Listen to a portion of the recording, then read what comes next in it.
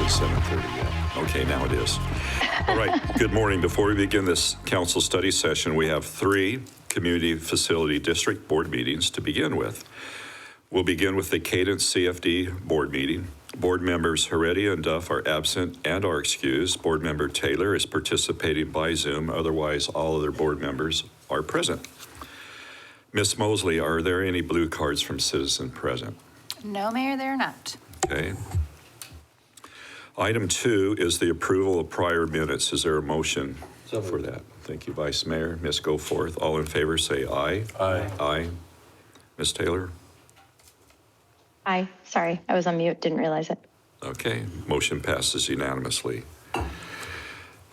Item 3 is to approve the Cadence CFD fiscal year 2026 to 27 tentative budget and setting May 21st, 2026 as the date for the public hearing and action on the final budget and tax levy. Ms. Mosley, does anyone in the public wish to speak on this item? No, Mayor. Okay, thank you. Do any board members wish to speak? Okay, hearing none. Is there a motion to approve this item? So moved. Thank you, Vice Mayor. Thank you, Mr. Adams. All in favor say aye. Aye. Aye. Aye. Thank you. That motion passes unanimously. Is there a motion to adjourn this board meeting? So moved. Thank you, Mr. Adams. Ms. Goforth, all in favor say aye. Aye. Aye. Aye. That passes unanimously. Next, we'll move over and convene the Eastmark CFD number 1 board meeting. Again, board members Mr. Reddy and Ms. Duff are absent and are excused. Board member Taylor is participating by Zoom. Otherwise, all of the board members are present. Ms. Mosley, are there any blue cards from citizen present? I did not receive any blue cards, but you received the online list of comments. We received emails, 49 emails regarding this in support of. In support of. Yes. Thank you. You want any comments on that? No, 49 comments in support. This is excellent. I think that's We'll the be first having time a- we've had something like that. Yeah, That's great. Well, it's a tax cut, so that's really nice. Yeah.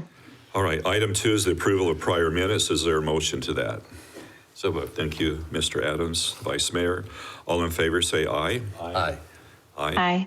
Okay, that motion passes unanimously. Item 3 is to approve the Eastmark Community Facility District number 1 fiscal year 2026-27 tentative budget. And again, setting May 21st, 2026, the date for the public hearing and action on the final budget and tax levy. Ms. Mosley, does anyone wish to speak on this topic? No requests. Okay, thank you. Do any board members wish to address it? Okay. Hearing none. Is there a motion to approve this item? So moved. Thank you, Vice Mayor. Thank you, Ms. Goforth. All in favor say aye. Aye. Aye. Aye. Motion passes unanimously. Is there a motion to adjourn this board meeting? Move to adjourn. Thank you, Mr. Adams, Vice Mayor. All in favor say aye. Aye. Aye. All right. Next, we'll convene the Eastmark CFD number 2 board meeting. Again, board members Mr. Heredia and Ms. Duff are absent and are excused. Again, board member Taylor is participating by Zoom. All other board members are present. Ms. Mosley, are there any blue cards from citizen present? No requests. Okay, got it. Again, item 2 is the approval of prior minutes. Is there a motion to that effect? Thank you, Mr. Adams. Ms. Goforth. All in favor say aye. Aye. Aye. Aye. Okay, that motion passes unanimously. Item 3 is to approve the Eastmark CFD number 2 fiscal year 2026-27 tentative budget and setting May 21st, 2026 as the date for the public hearing and action on the final budget and tax levy. Ms. Mosley, does anyone in the public want to speak on this item? No, Mayor. Thank you. Do any board members wish to address? Okay, hearing none. Is there a motion to approve this item? So moved. Thank you, Vice Mayor. Ms. Goforth. Let's go ahead with the motion. All in favor say aye. Aye. Aye. Aye. That motion passes unanimously. Again, is there a motion to adjourn this board meeting? Thank you, Mr. Adams. Vice Mayor, all in favor say aye. Aye. Aye. Aye. All right, that motion passes unanimously. Mr. Smith, are we good to go? Okay. All right, thank you, Ms. Taylor. We're going to move on now to convene the Mesa City Council study session. Any of those who wish to leave, you're welcome to if you attended the CFD part. Again, council members Heredia and Ms. Duff are absent and are excused, with council member Taylor participating by Zoom. Other than that, all other members of the council are present. Item 1A is a presentation to provide direction on the Arizona Museum of Natural History Economic Redevelopment Project. So would the team come forward? Luis, Simone, G&A, Gensler and Associates. Did I get it close?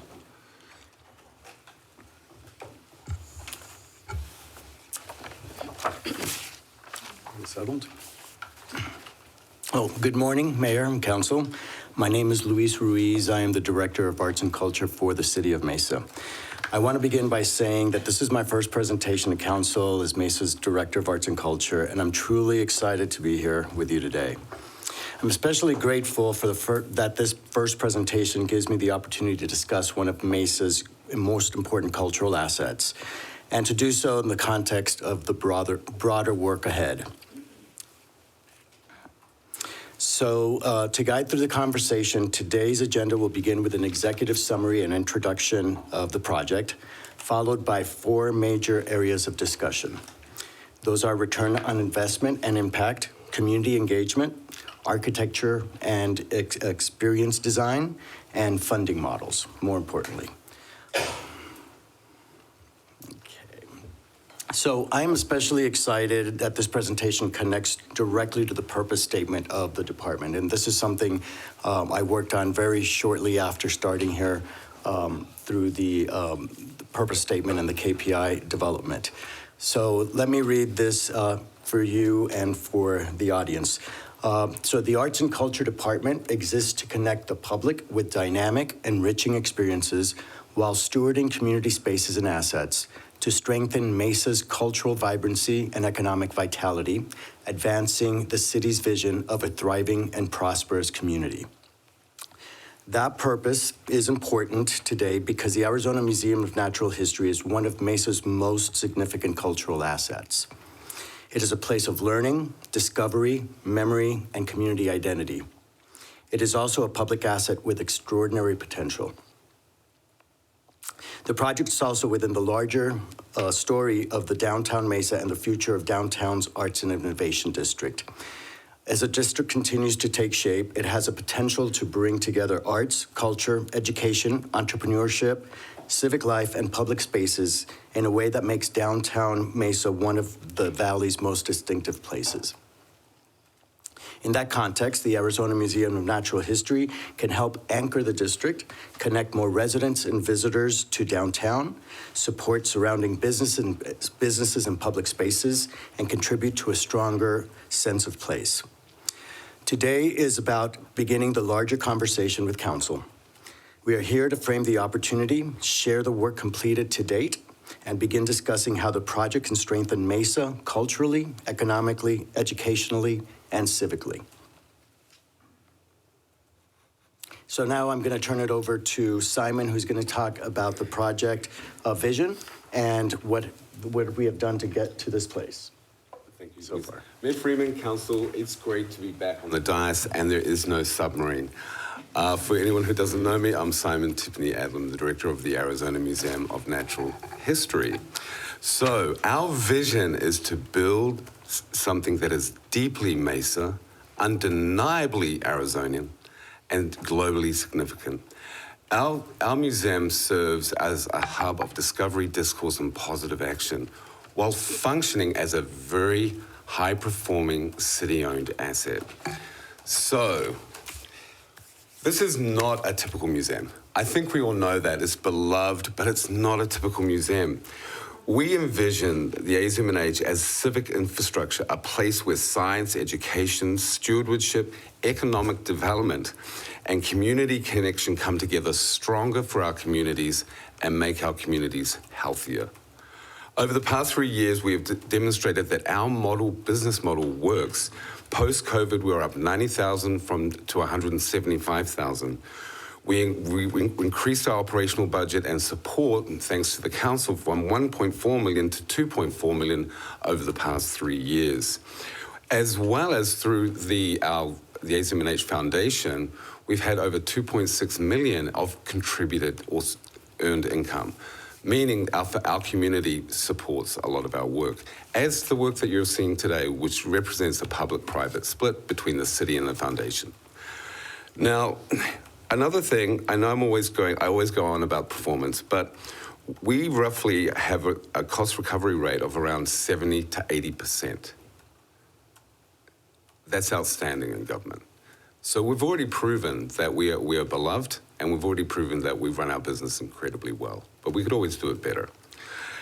As a municipally-owned natural history museum on scale in the United States, Mesa has a unique opportunity to lead nationally with our stories, our science, our heritage, and landscapes of the region. Resilient desert systems, indigenous histories, huge geological change, pioneering founders, and one of the world's longest continuous human settlement in the world. That is something that we own globally. So I'm going to finish it up here. At its core, this vision is about our legacy, our stewardship, and our civic pride. This does become your legacy, and our community's legacy as we move forward. This ensures that for future generations, they inherit an infrastructure and an institution that remains uniquely, unmistakably Mesa. So what does this vision look like? I'll make this a lot shorter than what I just said. Arizona's history is the world history. A year ago, we said globally we own IP or science and research that no one else has, which is basically the continued human settlement. No one else on the planet has that, as well as really big geological markers in time and change that really changed North America. Now, the last thing I'm going to say is this is not a typical museum. What you're going to see is globally groundbreaking. It is incredibly unique as a self-sustaining economic engine. That's what we're looking at here. It is going to inspire our residents and future generations. It's going to drive visitation, private investment, and importantly, for future generations, job creation and work pathways. So with that, I think... Thank you, Simon. So before we go any further into the presentation, I want to acknowledge the team that has helped bring this work to this point. The project has required a highly collaborative approach, bringing together national expertise, local leadership, city staff, and a lot of credit goes to the AZMNH staff and community voices, including, as Simon mentioned, the foundation. We have been fortunate to work with several consulting partners, each bringing a distinct area of expertise to the planning process. With us today, you'll hear from Gallagher & Associates, which is an internationally recognized experience design firm that creates impactful, story-driven visitor environments by blending physical and digital media. From G&A, we are joined by Claire Brown, Executive Creative Director, who brings 28 years of experience leading creative direction for cultural projects and large-scale museum institutions across the United States, and Spencer Downey, the Manager of Feasibility for G&A's Strategy and Consulting team, who brings nearly 9 years of experience helping shape financial, operational, audience strategy for natural museums and cultural projects across the country. We'll also be joined by Jones Studio, which is a Tempe-based award-winning architecture, interior design, and planning firm known for creating resilient, place-based design. For over 4 decades, the firm has focused on thoughtful, community-centered work that connects the built and natural environment. And we are joined by Brian Farling, AIA and principal and co-owner of Jones Studios, whose award-winning work focuses on civic and educational projects rooted in place-based sustainable solutions. Thank you for hitting that slide, by the way. And then finally, by the Benefactor Group, which is a nonprofit consulting firm that partners with mission-driven organizations to strengthen fundraising, strategy, and long-term sustainability.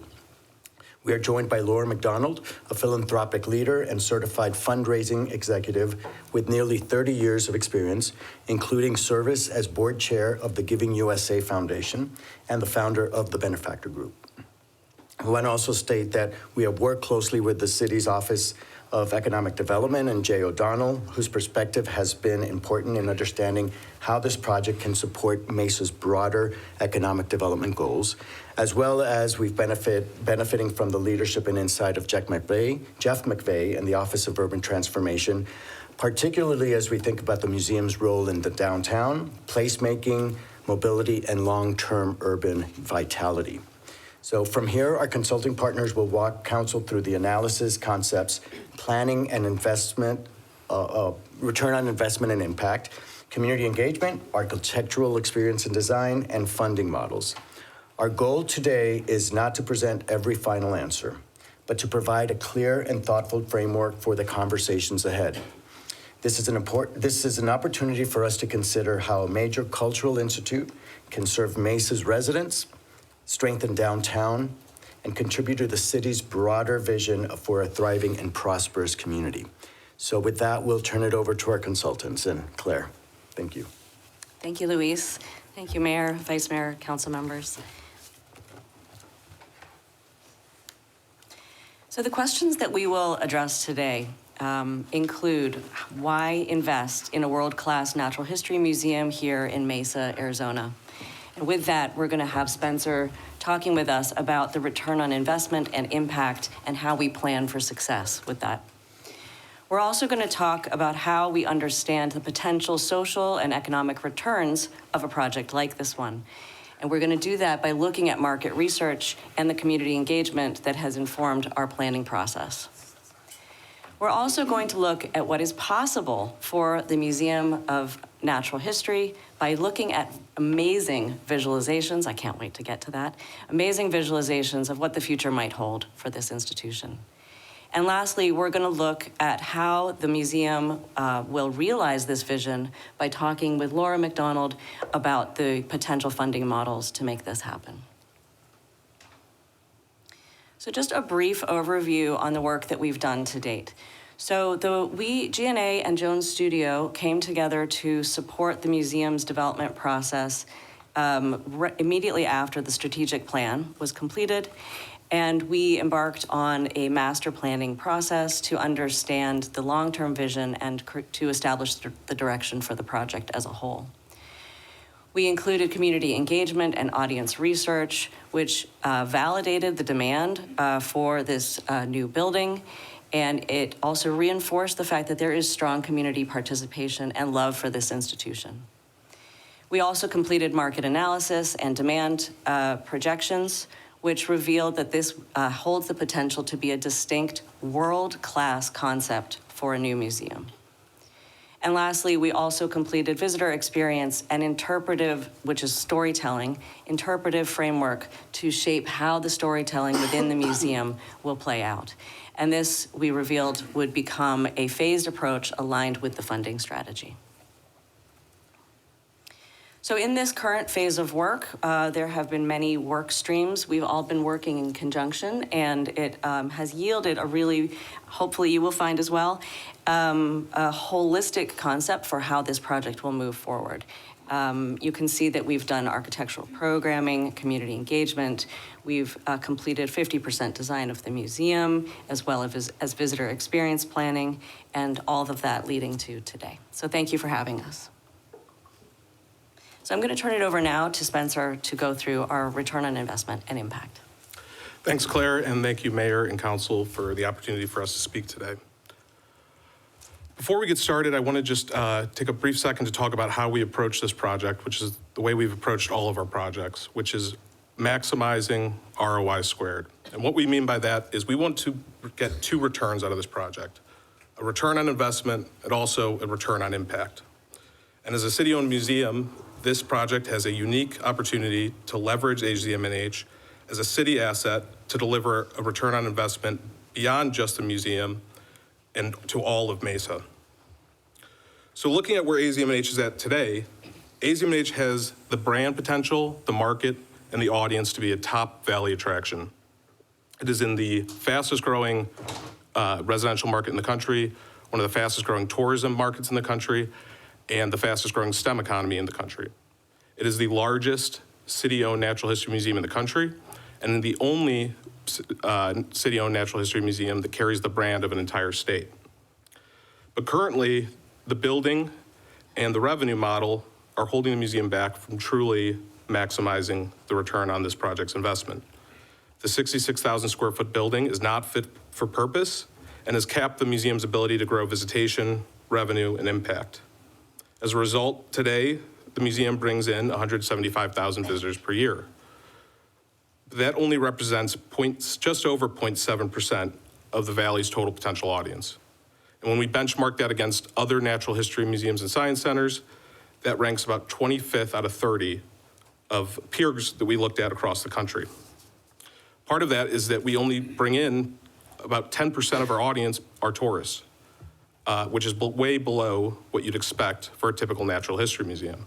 And as Simon said, we believe this is more than just a typical natural history museum. So while there is undeniably an opportunity here, the business model and the revenue model and the building need to advance in order for us to realize that opportunity. The way we do that is in 4 pieces. One, we need a revenue model that is fit for this market and the opportunity the Valley provides, and one that can compete with the growing experiential economy of the Valley. Second, we need to be an economic activator. That means driving new visitation to the museum, but then driving those visitors out to other areas of Mesa, to Main Street, to be patrons of Mesa businesses, retail, and restaurants. And that's how we start getting a return on investment beyond just the museum walls. We need to be a catalyst and for private investment. This project will be an anchor and a demand generator of downtown Mesa, and we believe that will drive further investment into the museum as well as the area around the museum. And last, we need to make sure that we are aligned in providing the citizens and residents of Mesa with a cultural asset that aligns with their needs for today and the future. And that starts with the building itself. Last year, we showed that the building currently lacks the amenities and visitor amenities and revenue generating spaces that are needed to maximize the return on investment. Those spaces are things like private event space, food and beverage amenities, a gift shop that is optimized to capture a greater share of retail, classroom and program spaces, and staff and support spaces. The museum actually has adequate exhibit space as it stands right now, but at just 66,000 square feet and not built for purpose, a new building is necessary in order to retain that exhibit space while adding those revenue generating spaces. So what we presented last year was a building that was right-sized and adequately distributed that came out to be about 118,000 square feet. Today, we still believe that building at 118,000 square feet is the right size for this project. But when we think about how do we get the maximum return on investment for this project, we want to look at what else this can be. And that's why we believe that AZM&H and the future AZM&H can be positioned as an anchor to a cultural mixed-use development.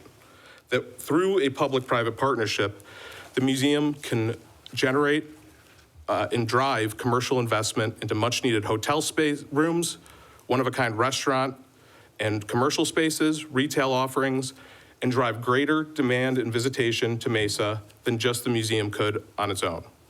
So as you see on the breakdown of the future AZM&H on the right, we have a 118,000 square foot building fit for this market, plus 170,000 square feet of commercial mixed-use space, including hotel, retail, F&B, and outdoor spaces. And we believe by designing the building and the future AZM&H this way, we can meet the needs of the audience that we have in the Valley today and in the future. And what that will do is allow us to take AZM&H today, which is a museum in a big market, but captures a relatively low percentage of its total potential audience, and transform it to be a museum that is in a big market and captures a greater share of that total potential audience. And we believe the potential and the upside is even greater than what we project here. If we look at the peer group, that range for museums of this size and markets of this size, the average is about 515,000 annual visitors. And a top performing institution gets about 630,000 visitors. And we believe that the future museum will be competitive with those natural history museums across the country.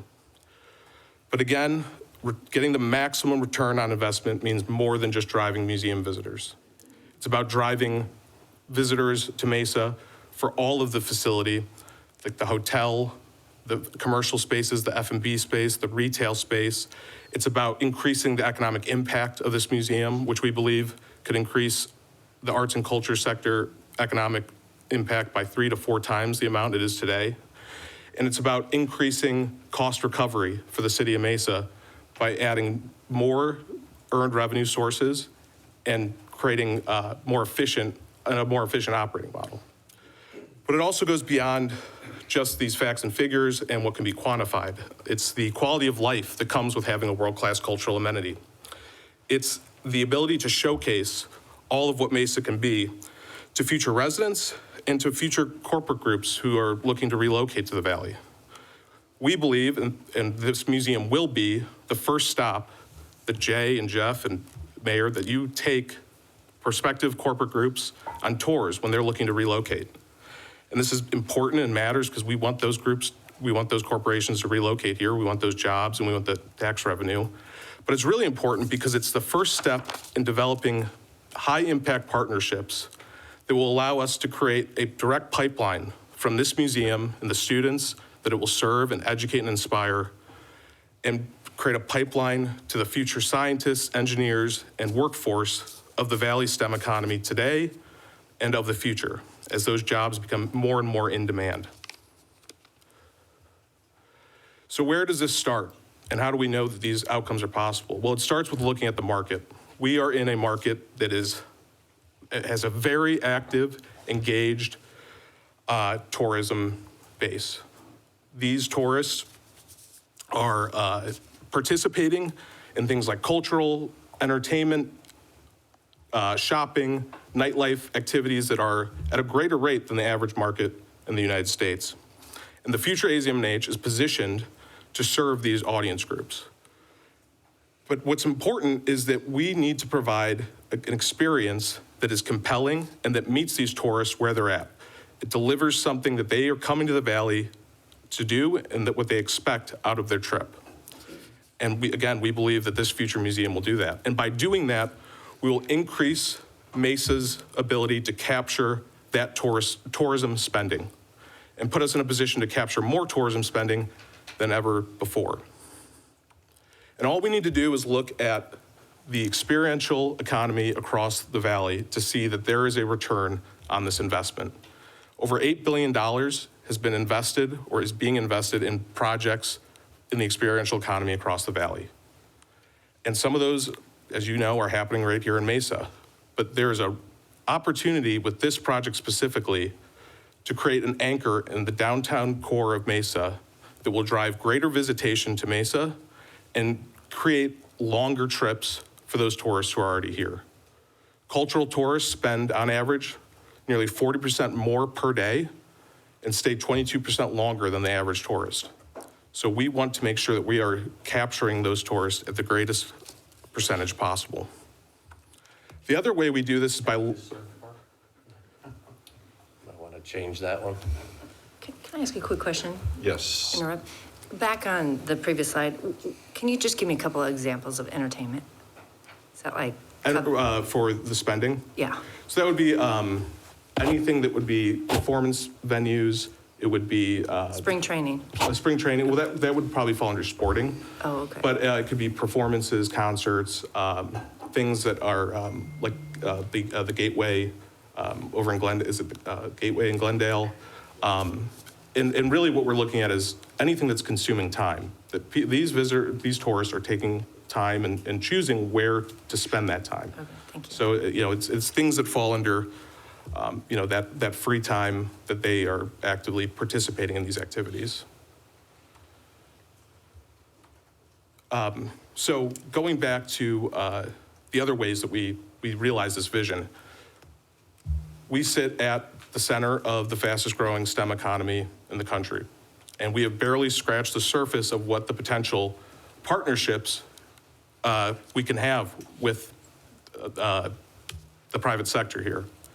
And we believe that Mesa, or this museum, can be that connective tissue in creating high-impact partnerships between Mesa, the private sector, and this museum to increase the return on investment and outcomes for all. And we see that, and we see this strategy executed elsewhere in the country at high-performing natural history museums.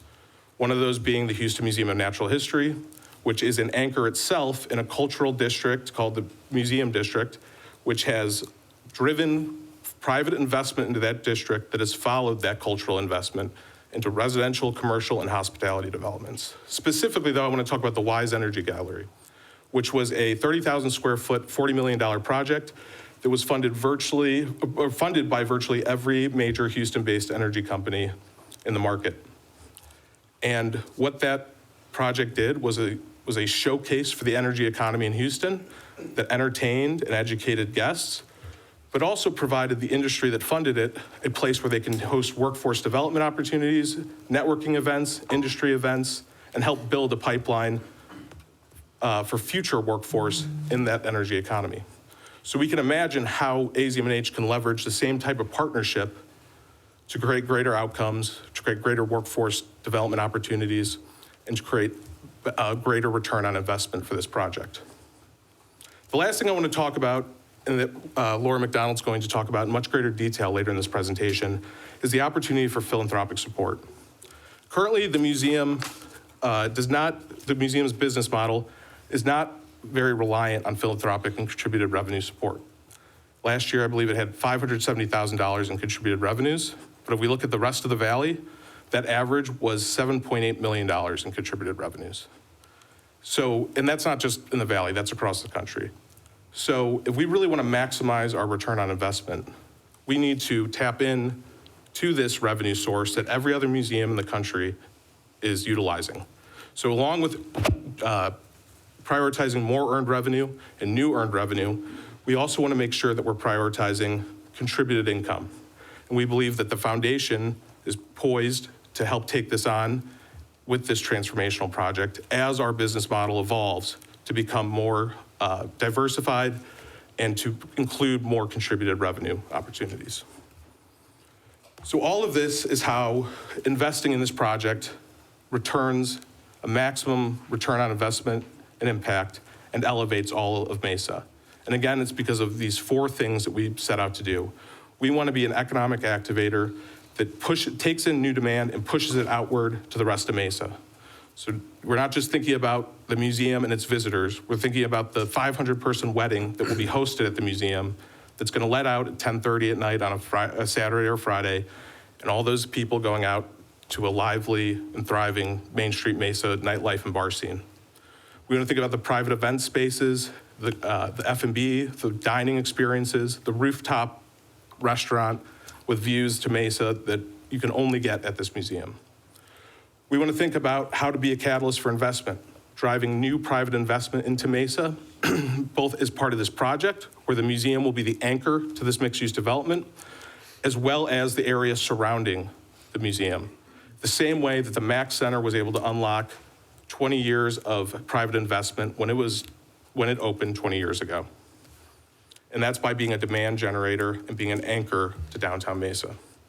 We want to be a tourism multiplier that takes half-days visitors to full-day visitors and full-day visitors to overnight visitors.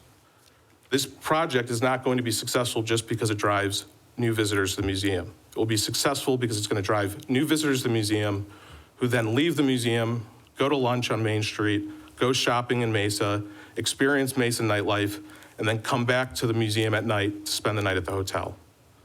And there's other ways this will happen as well. If we think about what this new hotel and this new world-class cultural attraction brings, you can think about how being able to have a cocktail hour off-site event for a convention group at the museum could be the thing that tips a convention group from choosing Mesa compared to any other city. And this is going to be what allows us to, again, generate the maximum return on investment. Lastly, we do this by taking advantage of the Mesa moment we have right now. As we talked about earlier, the experiential economy is growing with the rest of the valley. And that economy, experiential economy and investment is not going to stop. So the time is now for us to take advantage of the opportunity and ensure that we remain, or we become, a top visited cultural attraction in the Valley and a world-class natural history museum, not only in the country, but globally, something that is recognized as a world-class institution, and that becomes synonymous with what a cultural attraction can be when public and private investment work together to increase outcomes for all. And if we do that, we will maximize the return on investment and the return on impact of this project. But all of this is contingent on two things. One, delivering a world-class experience, and two, ensuring that we are aligned with the desires and the wants of the residents who help fund this museum. So at this point, I'm going to turn it over to Claire, and she's going to talk about community engagement and what the future of this museum will be. Claire, before you start, Ms. Taylor, do you have any questions? Sorry, I was trying to unmute. No, not at the, I mean, I do, but I want the presentation to go through before I ask any questions. They might be answered along the way. Thank you. Thank you. I want to circle back to one question. On slide 16, you talked about the ranking of 25th out of 30 peers. Tell me more about that, because is that within the Valley here as an experience, or is that nationwide? So that's nationwide, and what we're looking at when we think about capture rate is we want to look at the total resident market and the total tourist market for each of these museums that we're looking at in the peer group. And that combined becomes the total potential audience. How many tourists and residents do we have to potentially capture from? And when we look at attendance and what percentage of that total potential audience these museums are capturing from, we get this capture rate. So when we look at these 30 peer museums across the country, these are STEM-based museums, science centers, natural history museums. We rank 25th out of 30 in terms of what percentage of our total potential audience we are capturing. So towards the end, So my question would be, why do we rank 25th? We rank 25th because we are in a building that is not fit for the purpose of the, not fit for purpose, does not have the amenities that a visitor has come to expect in today's cultural landscape and experiential landscape. And we do not have the business model right now to really leverage or to really maximize our return. We don't have those private event spaces. We don't have those amenities that guests are expecting. So I'd say the branding that we need is not there right now. The branding? The branding of the museum. I think the brand is Well, incredible. the brand is there, Yeah. but still the experience of having the experience in the museum is really underperforming. Correct. We have the brand, we have the market potential, we have the audience No potential. offense to the workforce there, I didn't mean you're underperforming. I think the whole museum experience, just so you understand, I don't want to get anybody upset over that. It's just the experience you're having today. Right. And as Simon said, with cost recovery, with the surveys we've seen with the community, the museum does very well with the situations in with this building, but it's not going to be able to truly maximize visitation and revenue and become a top performing institution when it's in a building that is capping its ability to do that. Okay. All right. Thank you. Ms. Goforth. On slide, I think it's 26, maybe? The one about philanthropic support. So tell me about the foundation and its support. So it's not, that's the only support we have. Is that what you're talking about? Correct. And as I said, the current business model and operating model does not, because as a municipal museum, has not been around contributed revenues. It's been around gate admissions and that earned revenue stream, and then the city funding that helps supplement that. So it hasn't been it hasn't been the directive. But as we expand and transform the museum, the foundation is poised to transform with it to expand its capacity to generate contributions on an operating basis. That, the current contributed income, though, does come from the foundation. We are getting some. Yes, you Because are. Simon talked about it. I mean. Right. And you're getting contributions that aren't necessarily going towards operating purposes. These are, we're Okay. talking about, in this case, the operating budget. So that is not as big of a piece of our operating budget as it could be, and that it is in other museums. And is there a reason that why hasn't it been? Is there a reason that currently you can't do that? Well, I think Or that you- this project is positioned to allow us to do that. And I think just historically, the operating models in municipal museum has not maybe required it necessarily. But when we think about transforming the museum, we want to make that a bigger piece of what the operating model is. Okay. Mr. Adams has a question. Yes, thank you, Mayor. I'm going to be very careful this morning to make no reference to anything that sounds like Simon Says. So I throw that out there because we come close to it. So Touche. I appreciate all the data that has been presented so far. And maybe you're going to cover this later, but I'm assuming that at some point we'll receive some additional information on institutions in other cities, other locations, where these types of transformations have in fact worked. Hard facts that demonstrate that what we're talking about here is not just hypothetical. But am I correct in that assumption that we can point to, well, here in Cleveland, we did this. Here in Atlanta, we did this. Because I'm glad to hear that. I'm hoping that we had that, and I assumed we had that. So that's we can drill down into that later. But so basically what you're saying is this is fact-based.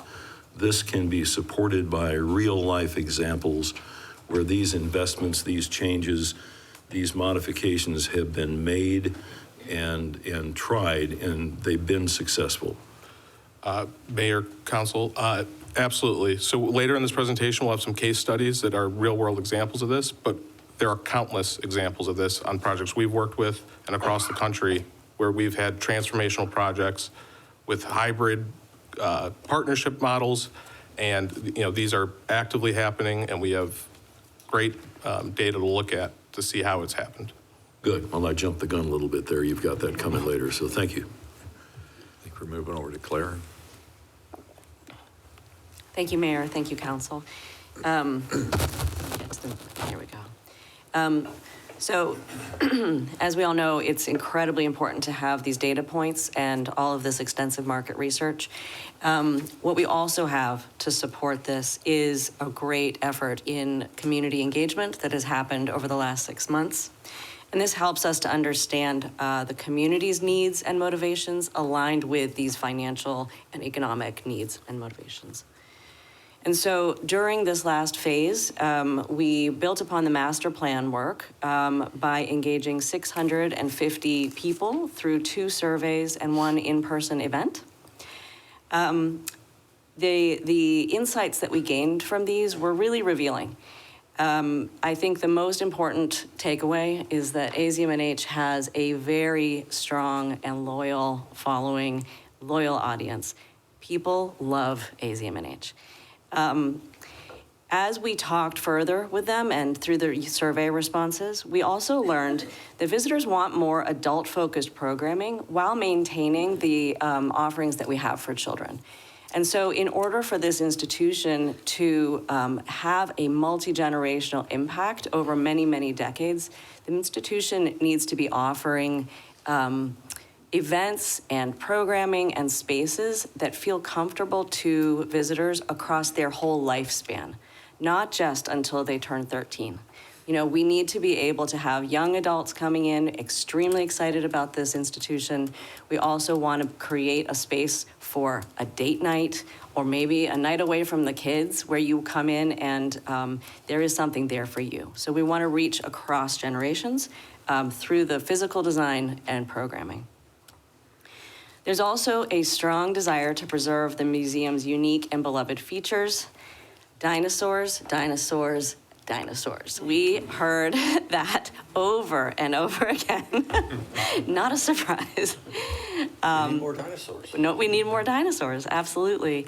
But what I took from that, and I talked to many people during one of our in-person events, what I took from that is that visitors are coming here not just because they need something to do.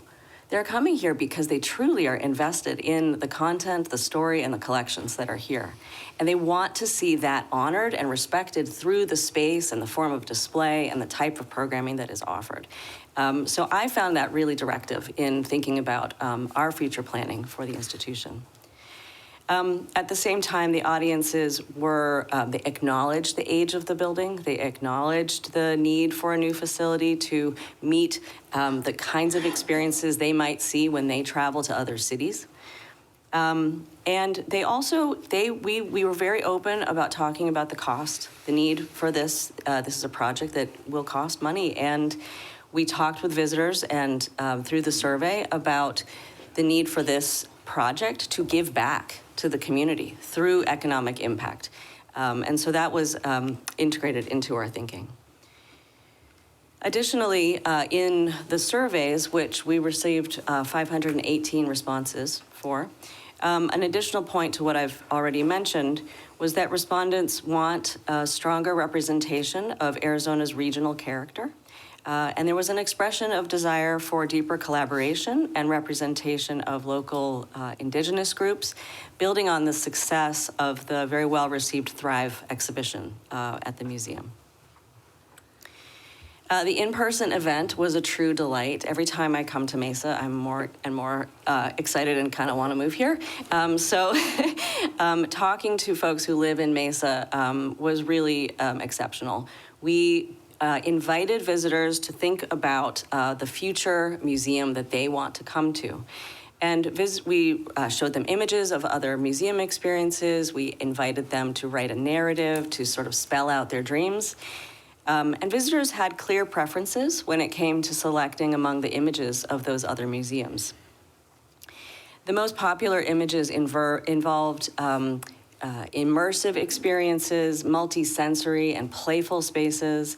They want to do whole body engagement. They don't just want to tap buttons. They don't just want to hear sound. They want to engage their whole selves in these experiences. And again, dinosaurs. More dinosaurs, please. So there were two takeaways that are going to help direct us in our work. One is that we need to be focusing on future audiences. So while AZM&H has a strong local following today, we are building for tomorrow. The region, as Spencer has indicated, is growing rapidly and museums are evolving. And AZM&H must position itself as a forward-thinking institution, ready to serve the future generations of this region.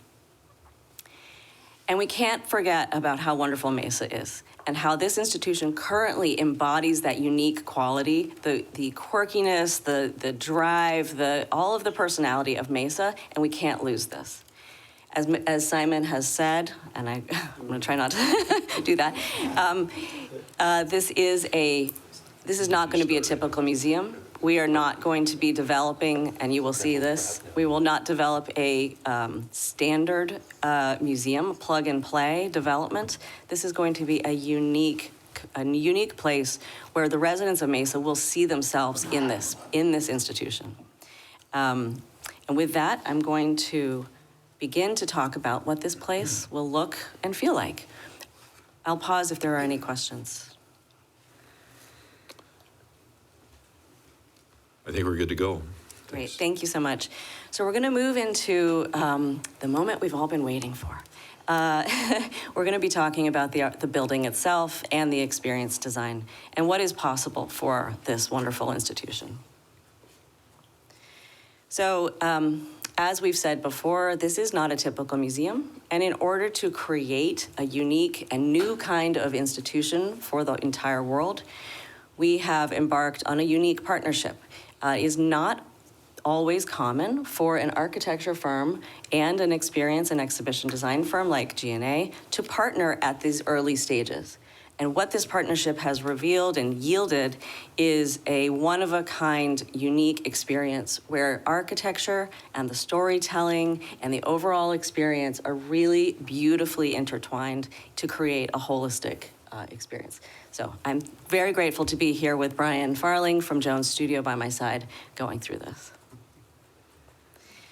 I'm going to hit on a couple of the guiding principles that have informed the work, just quickly, and then Brian and I will dig into this further. We have come up with an organizing principle of journeys of discovery. And the intention here is that through the architecture and the experience and the unfolding of the story, visitors will be invited to traverse a journey of discovery of their own design, kind of like a choose your own adventure, find your own pathway kind of experience, where they will move through the past, present, and future of our planet and of Arizona. Arizona cannot be understated. This place is grounded in Arizona and is deeply inspired by the landscape and the history of Arizona. You will see this through the work that Brian will be sharing. The architecture, the experience design, and the storytelling are all derived from Arizona inspiration. And that inspiration continues into how we will unfold the story. And so it is, this is a story of the whole world. Arizona history is world history. And so in order to make that understandable to our visitors, we have to give them an interesting way to hook into all of these complex aspects of the story. So what we've come up with is this idea of these braided rivers. The storytelling is built around 4 cross-cutting themes that transcend what is traditionally done in natural history museums, where you silo storytelling into just geology or just paleontology. Rather, in this museum, we will look at 4 themes: cosmos, earth, life, and people, and we will be exploring them in interconnected ways. And so this is going to help to make these topics more accessible and approachable while emphasizing the deep connections between these stories and reflecting the fundamental truth that the earth, life, and human culture are inextricably intertwined. And now I'm going to turn it to Brian. Thank you, Claire. Morning, Mayor and Council. I'm really thrilled to be here and share some of the work we've been doing. Architecture that's inspired by place always seems to be a good idea. And in all the projects that I've sort of employed that strategy, Arizona Natural History Museum seems like the best and perfect fit. It just really matches up with that line of thinking. And so this morning I'm going to share some of the ways that we've interpreted place and been inspired by place in developing this project and developing the possibilities. And I'm going to go through those, and then I'm going to share a little bit about some imagery that shares where this project has developed. So the first slide here, you all recognize probably Red Mountain, and capturing the qualities of the geologic history of this place is really something that we're attuned to and we think that people can relate to. This beautiful photo of the light sort of activating the rock outcroppings is really amazing. The 3D image on top is a section of the Grand Staircase in northern Arizona, and it's amazing layers of strata. We've also been inspired by those elements. Another way to be inspired by place is to really sort of take in the history and the wisdom of the folks that have lived here for centuries. And you all probably recognize, or many of you recognize, the Turney map. You know, just a really amazing reminder of how we live here today and the history of this amazing canal system, the largest in North America, that is sort of the underlying basis for a lot of the way we live in the valley today. It's really amazing. There's also a great history of earthen structures that you can visit out at SMV and around the valley and in Arizona that we can build on. And if you sort of take that history and those smart things that the people that have lived here for centuries have done with water, and we think about that in terms of this sort of extreme drought that we're dealing with today, I believe architecture not only has the responsibility to conserve water, but it should embody and really put on display all of the ways that we can celebrate this precious resource. Architecture inspired by place also looks to natural materials and local materials. We have copper, rammed earth sort of a descendant of these earthen structures. And then if you think about how you employ landscape in this project, I challenge any of you to look at an aerial view of the desert. Life grows where there's water. You know, it's just a part of this place. So we see the landscape, the ground plane, the terraces as an educational opportunity to really teach visitors, kids, about the responsibility of using water carefully and choosing native plants to landscape our institutional projects. And then, you know, another big part of this place is clearly climate. And if there's opportunities to sort of make indoor-outdoor spaces, I think there's really great potential in that. The image on the left is ASU College of Law in downtown Phoenix. This is one of our projects. And what we did there was we used this big airplane hangar-style door to open up the space and sort of blur interior and exterior. That's a 50-foot wide by 30-foot tall door that opens up. And, you know, much of the year we can do that, and it just makes everything flow. The couple of images in the middle really sort of speak to the possibilities of utilizing spaces out in the landscape, on the ground plane, on terraces, on the rooftop, really sort of take advantage of the great weather that we have here. And then the image on the right actually steps inside the building and imagines how we can move through and support this journey of discovery in a building that's multi-story. You know, in a dense, growing urban environment, we have to go multi-story. But it's easy to have buildings that's hard to navigate if you're in and out of an elevator the whole time. We're looking to employ these double height spaces so you can sort of see where you go and they connect floor levels. I'll talk a little bit more about that in a moment. And then really, if you're not responding to the heat and to the sun of this place, you're not doing your job. And any good building in the desert should respond to the forces of the sun.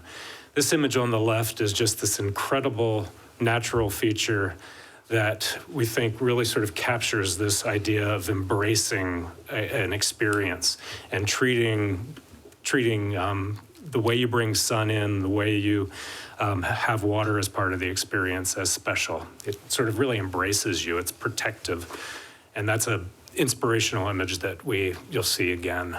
And then the image on the right, clearly this sort of fantastic, thriving, vital downtown Mesa. We want to build on that and really try to even supercharge it with the museum. So at AZM&H, your journey of discovery starts here, starts now. We want to sort of capitalize on all the amazing qualities of this place and be inspired by the natural history to make an architecture that is really meaningful and powerful. So let's take a look at the possibilities.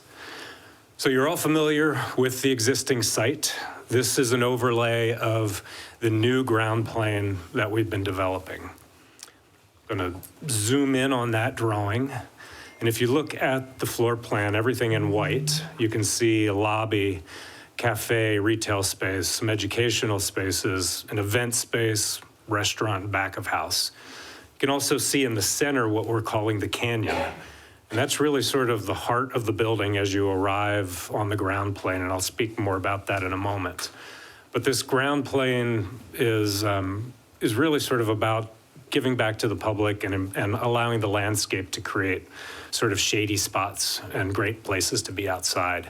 You can see along McDonald that there's bus drop-off, and let me shift to the next page. This yellow stripe across the drawing is really trying to emphasize how you can enter the museum and the ground plane. From the southwest corner, you can come into the canyon, and also from the north, so it's really open and porous and easy to get into.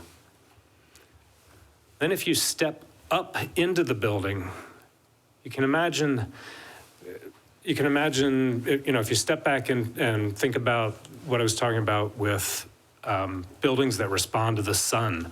If you look at this big, heavy black line, you can imagine sort of this heavy wall, this thermal, this really thermal barrier hugging, right? The inhabitants hugging people, hugging all of the great exhibits that are inside. So that's keeping the sun out and allowing the utility bills to be low and manageable. The canyon, the liner of the canyon is where all the glass is. So that's where we'll control daylight and keep not direct light, but diffused light, sort of very carefully brought into the building. And so this view is basically acknowledging that we're going to go through a series of views that will sort of give you a step into what this facility looks like. So let's take a look. So imagine standing on the steps of the post, looking southwest towards the building. This is what you see. You can imagine the building opening up at the ground level and offering sort of this sort of shady respite for people to enter into.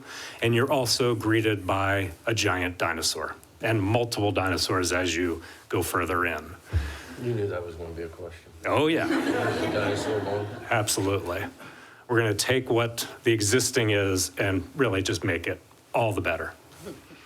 So the wrapper of this building is inspired by those images that I shared at Red Mountain. Clearly not bringing red stone onto the building, but the ins and outs, the undulation, the way the sun hits and the way it activates and changes during the day.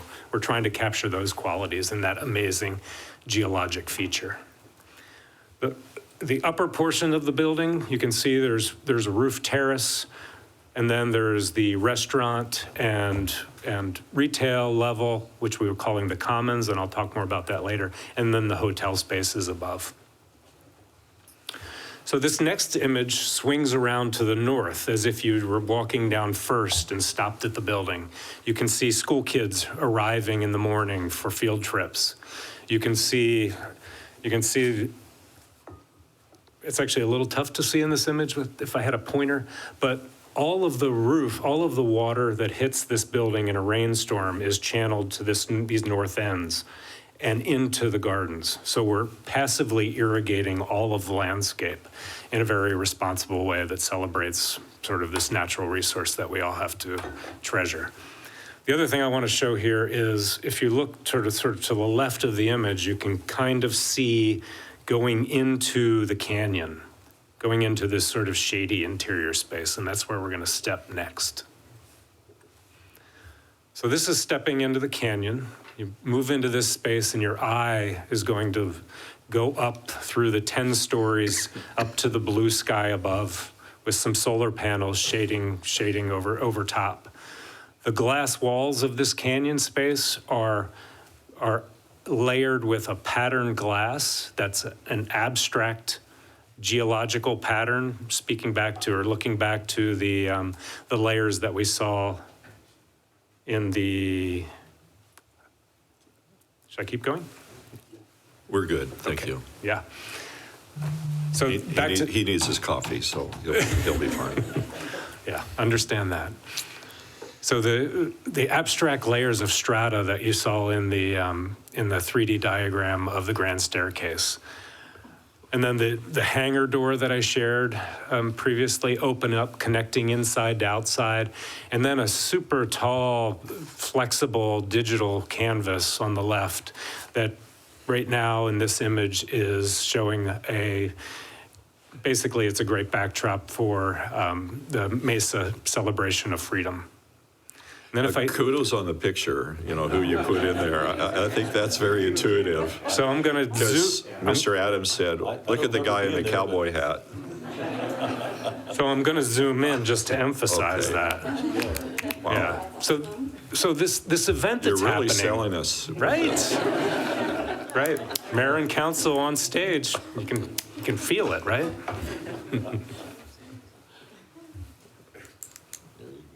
Okay. Okay. So we're going to step into the lobby next.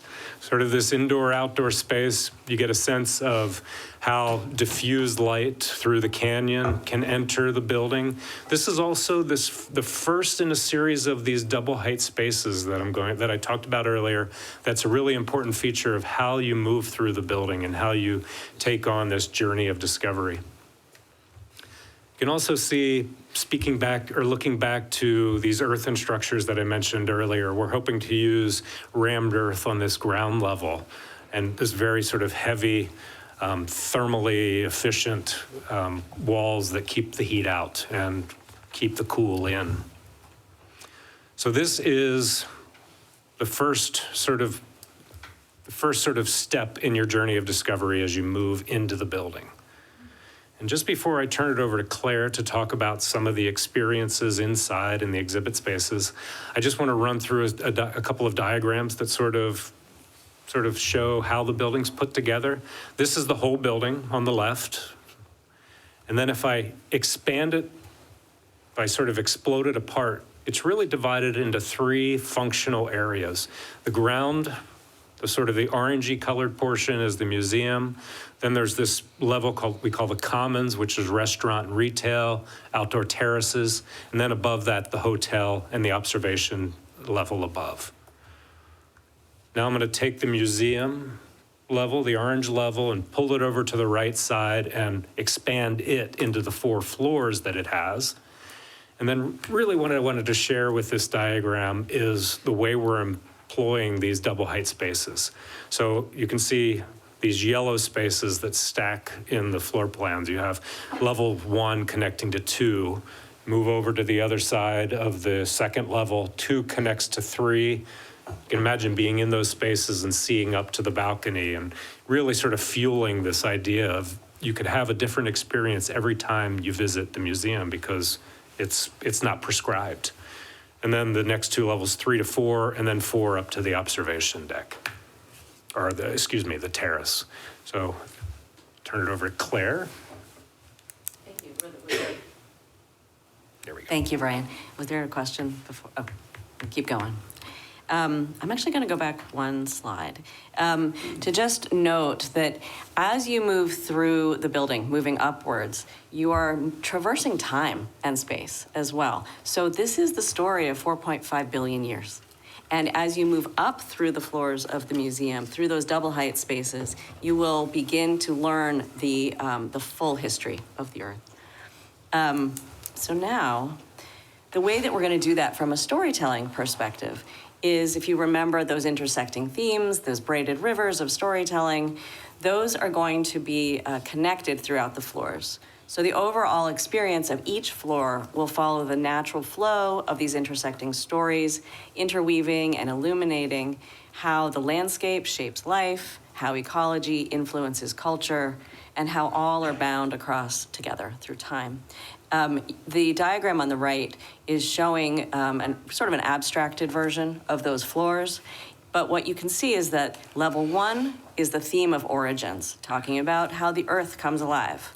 You move up then to level 2 of the Mesozoic region, the Mesozoic, the Cenozoic, and then our living memory, the recent past. This is human history. And then at the top of the building is this roof observatory. And so this beautiful moment to bookend the experience where you start from the origins of life and then you get to look out at the history of life out in the universe at the very top. So I think there's both a poetic and experientially wow moment in all of that. So welcome to your Museum of Natural History. here, Arizona's history is world history. And as you rise up the escalator up to this lobby level, the walls of the floor are pulsating with the life of this new planet. And you are drawn into, Nice Easter eggs. yeah, yes, there's a few. There's a few in there. Gotta I go. also thought it was a guy from Jurassic Park. Oh, yeah. Getting dangerous. So I'm so glad you noticed that. You can see on the right, there is this, what we're calling threshold treatment, which is that each floor is going to introduce this new moment in time and a new moment in place.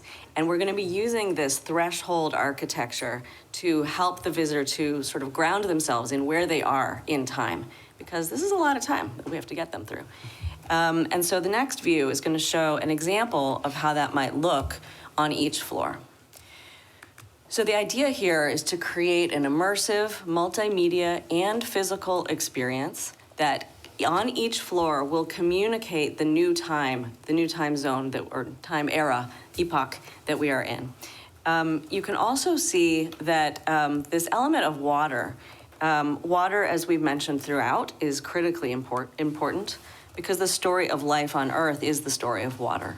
And so both metaphorically, in terms of those themes of the stories operating sort of like water movement, we also will have literal representations of water. And in this picture, what we might be imagining is projections or a digital imagery on the floor that you're walking on. And perhaps as you move, the image responds to your movement, to your footprints. You might see prehistoric water-based creatures below your feet moving around you. And this is a way to start to activate that idea of journey of discovery, that you have ownership of your own journey as you move through these various pathways in the museum. Welcome to our first image of one of these double height spaces. So you can see why we need double height. In addition to being able to have a certain amount of like vistas within the building, we also physically need these double height spaces because we are working with collections that are enormous. In the museum field, we call these macro artifacts or macro collections. So imagine that you are able now to hear the sound of the breathing of an enormous dinosaur overhead. Perhaps that stomach or that abdomen area sort of is expanding and contracting. Maybe you're able to go over to the leg of this creature and feel, is it warm or is it actually cold? What kind of creature is this? We also will have integrated throughout the latest technologies, which are constantly evolving and we're always planning for them, but integrating the historic collections that the institution is so well known for with ways of exploring them through digital access. That's what we have represented on the left. And then moving upwards through the building, through these escalators up to the next time and place, this is an example of how the building as a whole is going to operate like a supercharged Dino Mountain. So we heard so much about how people love Dino Mountain, but we want to take that and expand it up across all the floors of the building. And lastly, for our last interior image, I want to reinforce some about the different learning styles that museum visitors have and the need for each floor, each theme, to have an education lab space where you can get your hands dirty, where you can dig into the real science happening perhaps next to real scientists or real technologists. And so this is where the partnerships that Spencer was referring to, partnerships with the growing STEM economy here in the Mesa region. We can have corporate partnerships where real science or real technology is happening behind glass, and the visitors in the front are getting there to play their hand at doing and learning about that. This is all part of that career pathway forming and helping especially young people to see their future in the STEM fields. So those are some examples of interior spaces, and I'm going to turn it back to Brian to look back outside. Okay, so I have a couple of last images. This one is really it. This is capturing an aerial view, evening, incredible sunset illuminating the Superstitions. You can see City Hall, and a great nighttime street fair going on that is extending on McDonald and Pepper, really sort of connecting to this building and celebrating the possibilities of how this new project or how this future project can supercharge the great vitality that already exists in downtown Mesa. You can also take note that on the terrace level, you can see that there's an event happening, and then it's kind of small, but if you look closely at the top of the building, the observatory level that Claire was sharing, a gathering happening up there on this great evening. Brian, the event space, is it, I'm trying to get the orientation, looking north or south? So the terraced event space is looking south, or excuse me, yeah, south. It's, so You would- Main Street is over here on the right. Okay. Yeah. You wouldn't want it to look north towards mountains to the? We do have, there are some the The observatory The looks to the observatory north. looks that direction, and then we didn't get into the detail, but there's also a couple of terraces on the north side that look towards SMV and the mountains to the north. Okay, because occasionally there might be snow on those mountains Yeah. at the right time, which probably not for the last few years, but I love your optimism. we can pray for that. Anyway, thank you. Oh, yeah, Continue. of course. And then the last image, sunset shot, fireworks in the distance. You can imagine a cocktail-style event on the terrace, looking out over the city. You know, really, this is just a view that's about a future grand public space for downtown Mesa. This is Councilmember Taylor. Thank you so much for this presentation thus far. I have some accrued questions, but I just have to chime in. I really think Mayor Freeman has a good point. This is a museum of natural history, and I think the majority of the lookout should face the mountains. We should be looking at Arizona's natural terrain, appreciating all the beauty that it affords us. And if you can imagine seeing any type of sunset reflecting off the Superstition Mountains, it's one of the most majestic things you will ever put your eyes on. They turn brilliant shades of orange and fuchsia and pink, and at least once a year, you can see the cougar on the mountain. And I just think that it would be exceptional to have the opportunity as people are visiting and having a cocktail hour or having a social event to really appreciate that natural beauty that we have, that would be the majority of what people would be looking at. And you can obviously see fireworks from a 360-degree view pretty much anywhere in the city when there's going to be a celebration, including out towards the mountain range. So I just have to chime in on that. I'm pretty passionate about the fact that if we're looking at proposing an incredibly large project about Arizona's natural history, one of the things that we should be really almost myopically thinking about, should be our centered view, is our mountains. They're what draw people here from all over the world. So I think that was a really good point that Mayor Freeman made. And he's right. Sometimes we do get snow on those mountains. And I have seen people pull over on the highway to get out and take pictures of them because it's just so incredibly gorgeous. Could it be? I can see it from my house. Thank you, Mayor, Councilmember Taylor. I couldn't agree more. And we have, in this sort of state of the development of the project, we do have those opportunities, but it's certainly something we could study and build on. Claire, you're going to point out something in this image? Thank you, and I also couldn't agree more. This image that we've pulled up here is of the other side, and although it doesn't capture the full height of the building in this view, you can see that there is an emphasis on those vistas because we agree, absolutely, the view of those mountains is critical to the success of this place. So thank you for that comment. All right. Go ahead, Brian. Let me just get back to, oops, there we go. So yeah, this is the final shot, just imagining The building sort of fully alive in an evening with a great sunset. Just the potential for a public space elevated, I think, is really fantastic. So thank you. And we truly believe this is a project worth celebrating. And so the next section is to talk about how we are able to fundraise and develop for the success of this project. And we're going to turn it over to Laura McDonald to cover that part. Thank you. Thank you, Claire. Thank you, Mayor, Vice Mayor, and council members. I'm delighted to be here with you today. I'd also like to commend you on your patience and stamina. This has been a long presentation already, so we'll try to get through this last section fairly quickly and get to your questions. You've heard the economic case. You've learned that the residents are enthusiastic. You've seen the remarkable vision.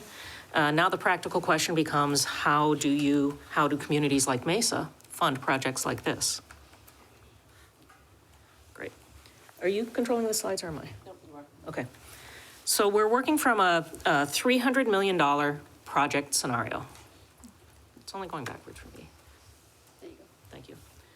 So let's just imagine a $300 million project scenario and look at a funding strategy that has three legs. Public investment, should you elect to proceed. Private commercial investment in the hospitality and hotel portions of the project, and private philanthropy. And here's what makes this model compelling, that for every public dollar that might be invested, the potential exists to attract 2 additional dollars from the private sector. That's a 3-to-1 leverage ratio, and I think that that's sound fiscal stewardship by any definition. The public-private approach has worked in comparable cities, so Councilmember Adams, you will hear later on about a couple of those communities that have been able to achieve comparable visions through public-private partnerships.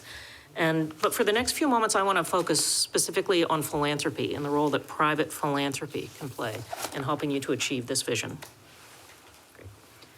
So what we're talking about here is private charitable giving, not debt, not public dollars, but the question about how much can we realistically anticipate philanthropists might contribute to a project like this. And I think that there are a handful of ways in which we might begin to have some sense of that.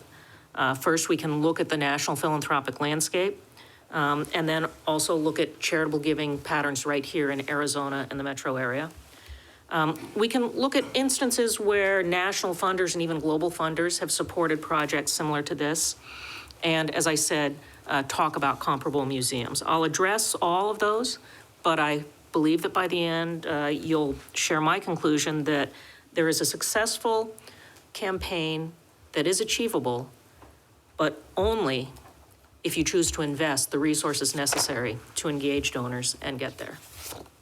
So let's talk first about charitable giving in America. And this is from the most authoritative source on charitable giving in America, an annual report called Giving USA, researched and written by the Lilly Family School of Philanthropy at Indiana University. And as you heard, I served on the Giving USA board for many years and 2 terms as chair, so I know this data well and can geek out a little bit, so hold me back if I'm going too deep. So the headline is that in 2024, the most recent year for which we have comprehensive data, Americans gave $592 billion to nonprofit organizations. And just for perspective, that's 35 times the annual budget of the state of Arizona. So there's remarkable generosity. What drives this giving? It is, by and large, individual donors. They account, as you can see, for $392 billion in direct gifts to nonprofit organizations. Add to that, however, the 8% that comes in the form of bequests, individuals who are giving after their lifetime, and about half of that foundation slice of the pie, which is individuals giving from a closely held family foundation or a donor-advised fund. So really, individual donors drive about 85 cents of every charitable dollar that's given in America. Now, there are also generous corporations and foundations, and we'll talk about that a little bit as well.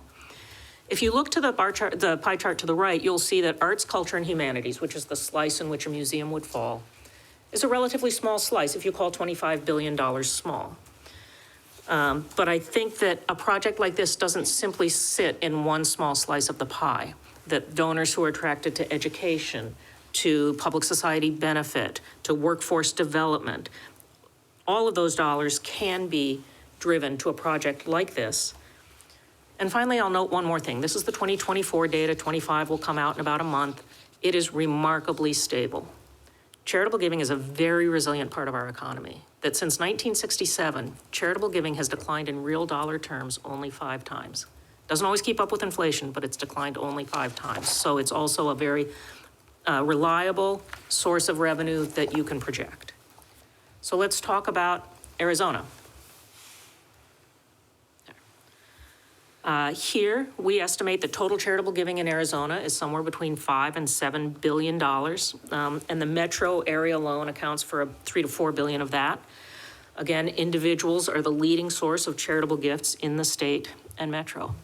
But here's what's really important when we think about the kind of campaign that you might be considering, and that's that 65% of the dollars that come from individual donors come from just 3% of the households. And those are high net worth households, defined as households with annual income of $200,000 a year or more and accumulated assets of $1 million or more. There are 120,000 of those households in the metro area, including here in Mesa. Those are the households that really drive a campaign like the kind that you might be considering. And here's a concrete example. In the last 5 years, just 3 families in the metro have collectively given more than $220 million. So that's really, you'll see more about that focus.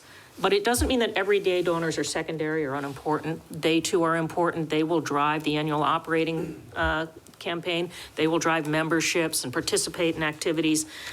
But really, it's the major gifts from high-capacity individuals that will drive something like this. I will say briefly that Arizona is also home to about 1,000 foundations. Those foundations hold $7 billion in assets. And in 2023 alone, they gave $222 million to arts and culture organizations here in the state. So let's talk a little bit about the national picture for giving. There we go. So Arizona organizations already receive about $325 million from foundations that are outside of Arizona. So it is possible to attract funding from outside of the state and region also for a project like this. And we think that this project has the potential to draw from that national pool. I'll say a couple of things. One of the reasons that national funders are interested in world-class museum projects is because they know that in America, museums attract more visitors than all athletic and theme park combined. Museums attract more visitors than major sporting events and theme parks combined. Sports and theme parks attract about 450 million visitors a year. Museums attract 850 million visitors a year. So they know that this is a bedrock of the American experience. And this particular museum sits at a really highly fundable intersection. You've got funders who are interested in research and scientific discovery, those who are interested in education at every level. You know, museums are more and more recognized as the place where informal education happens in our country. Public engagement and community benefit. Museums are being recognized also as a place where a civic third space where people from all over the community come together regardless of their political or social or economic circumstances and stare in wonder at the same dinosaur. And that does something for our civic fabric.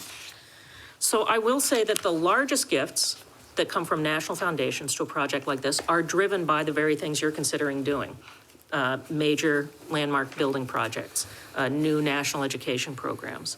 So I think it's an area where you've got some real promise. And Councilmember Adams, I can see you squinting across the bottom. We will talk a little bit about a couple of those institutions, but those are examples of organizations that have attracted tens, if not hundreds of millions of dollars in support of a major civic project like this. We're going to talk more specifically about a couple of those.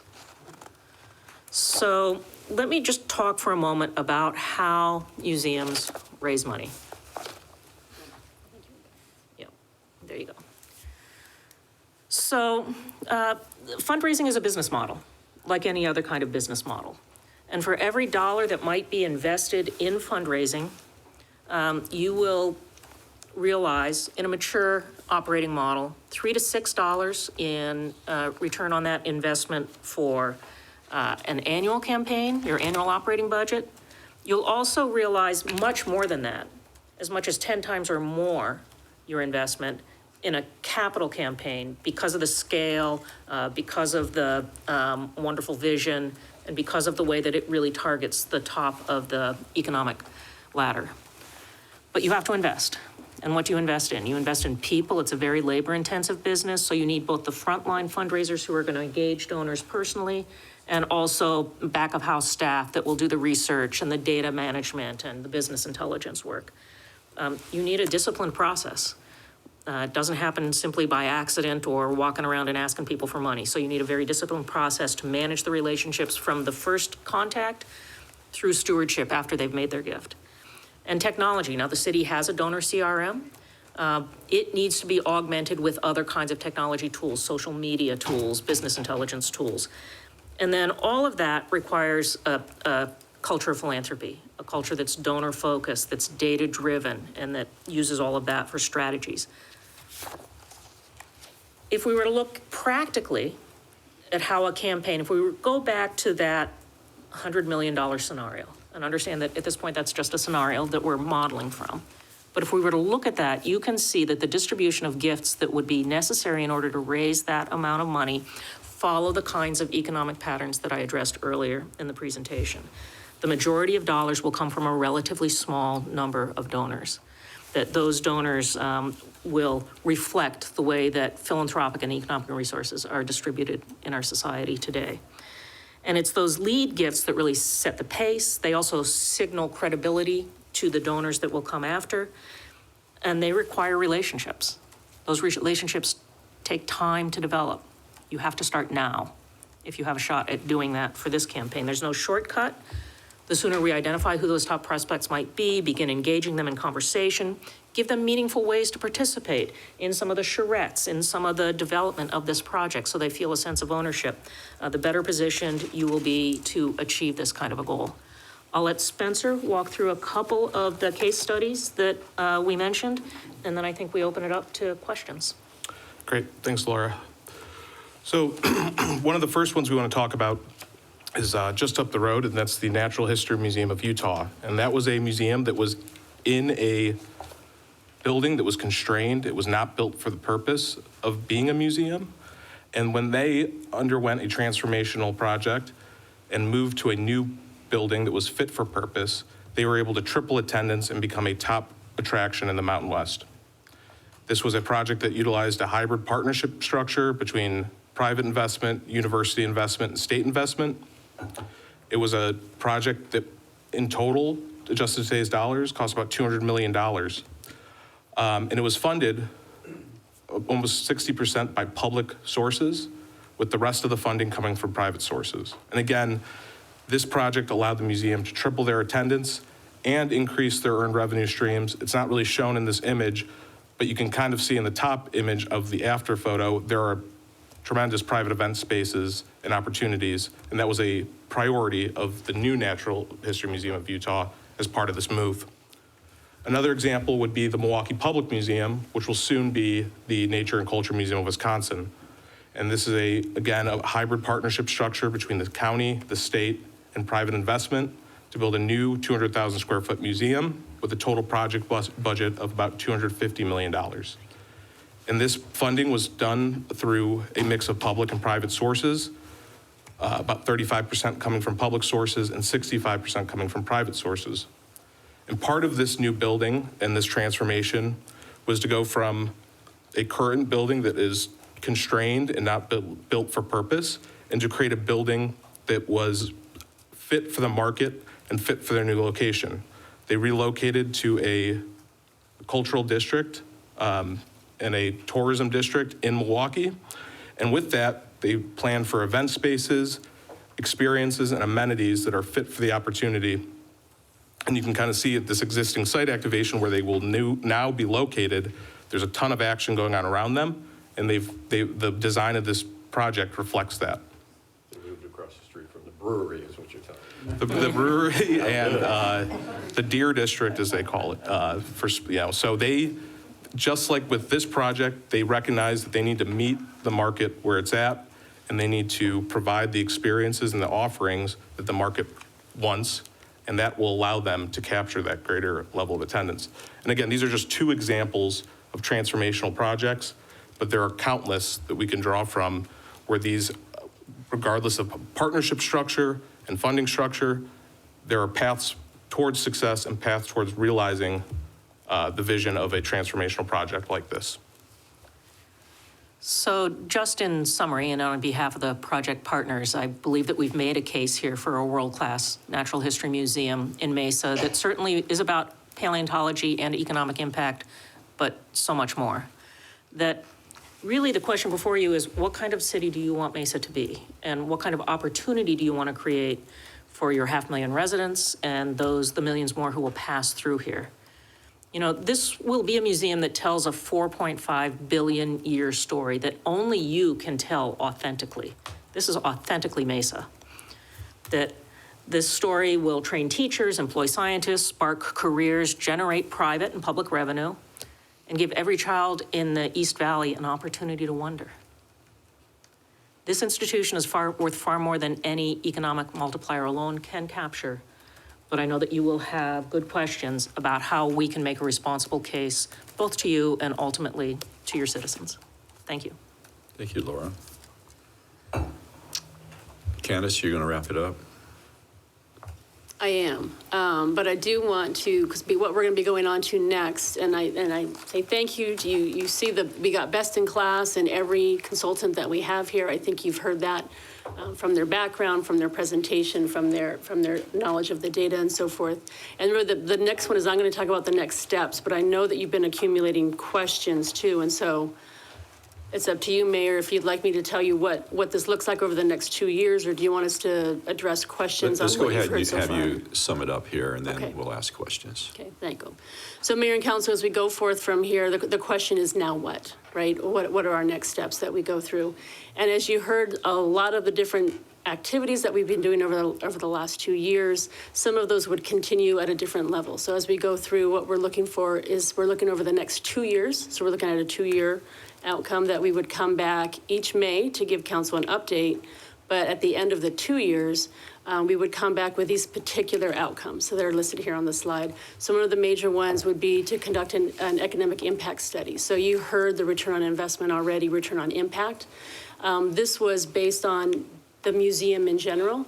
Now that we actually have a concept of what it would look like, what type of partners we would have, what type of amenities we would have, Spencer and his team would now go back and do a full economic impact study, and we would have that done within the next year, would be the goal for that one.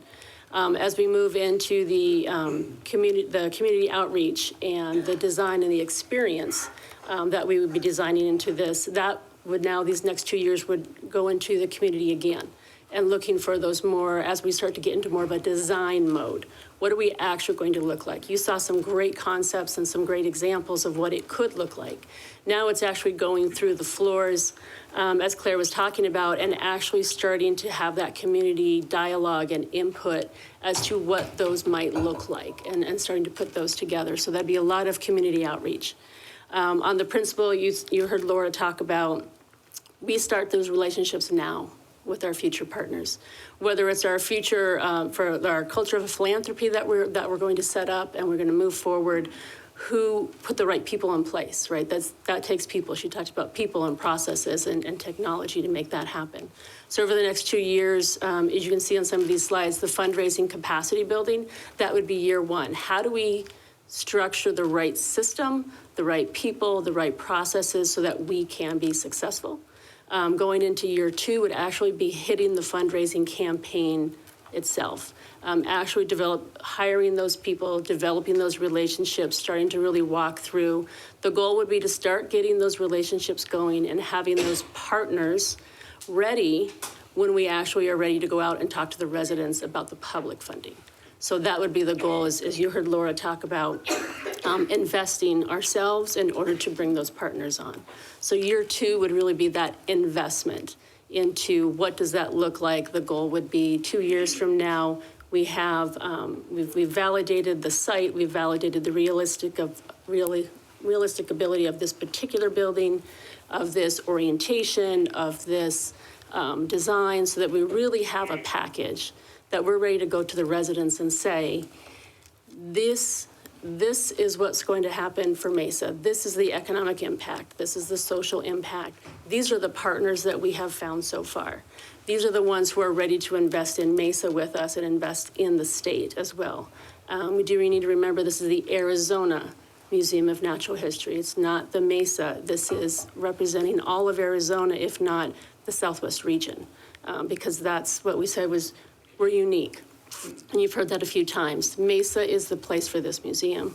So as we go over the next 2 years, it's that storytelling, it's the community engagement, and that kind of initial, these are concept designs, that's the initial design, making sure that what we envision will actually work on the site, make sure there isn't anything we haven't thought about, talking about orientation as we've talked about today, all of those types of things would happen over those next 2 years.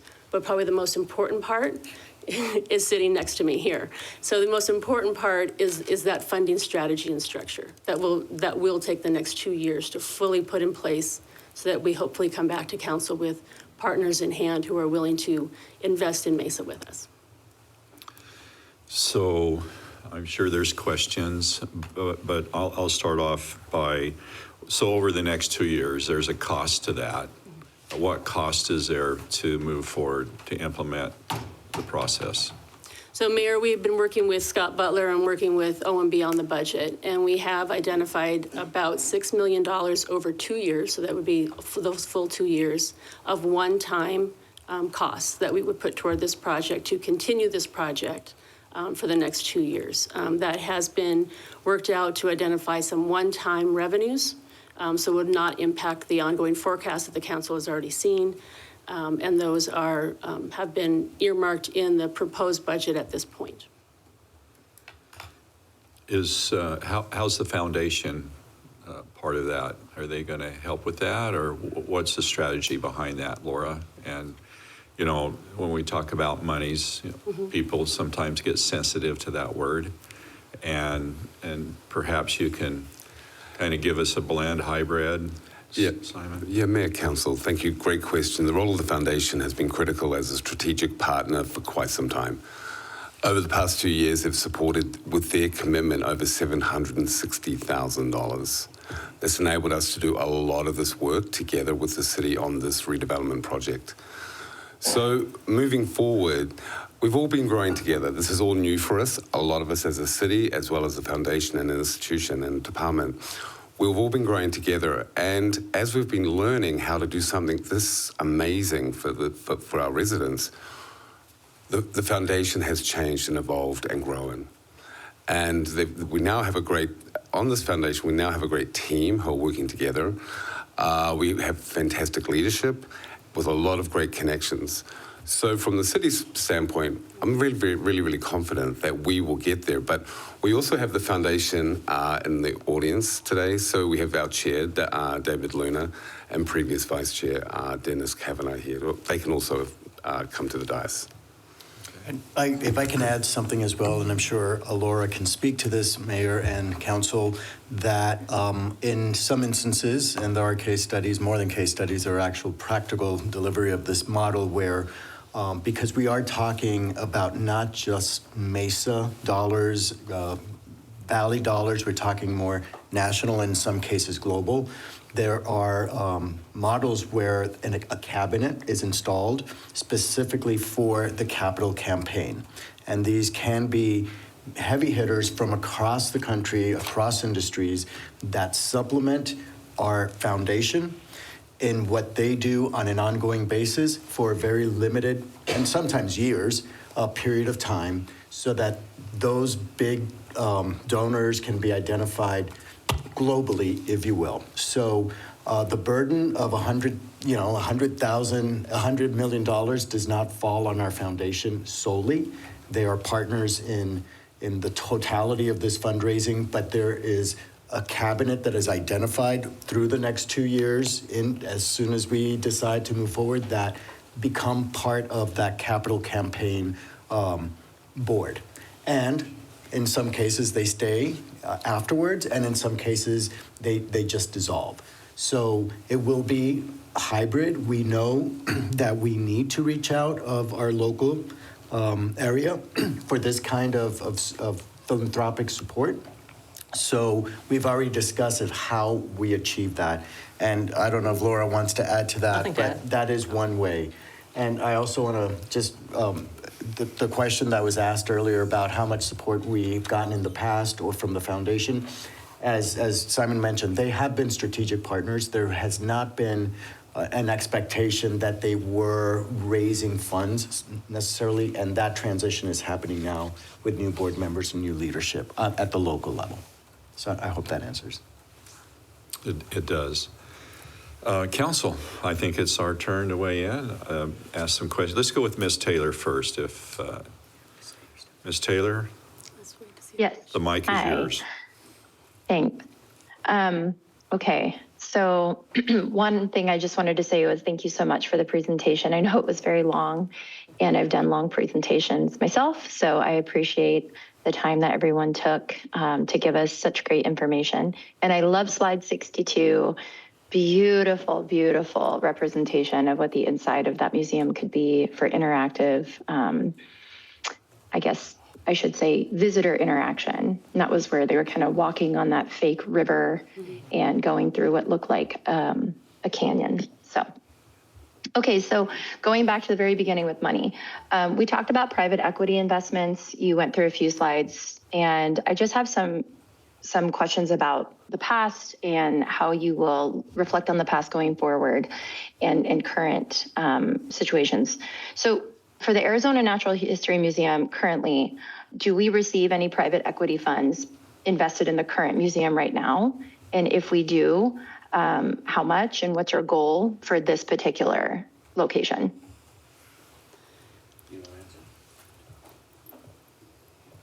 That is currently not part of our funding model. Right now, the majority of our funding is earned revenue, and then, of course, the government support and the foundation, but we do not have any private equity funding at this point. Maybe Laura can speak to what that might look like in the future of this. Well, depending on how you're defining private equity, I think that there are a couple of opportunities that we look at, Councilmember Taylor, Mayor, Vice Mayor. One is that one of the three legs of that funding stool that I showed was the $100 million.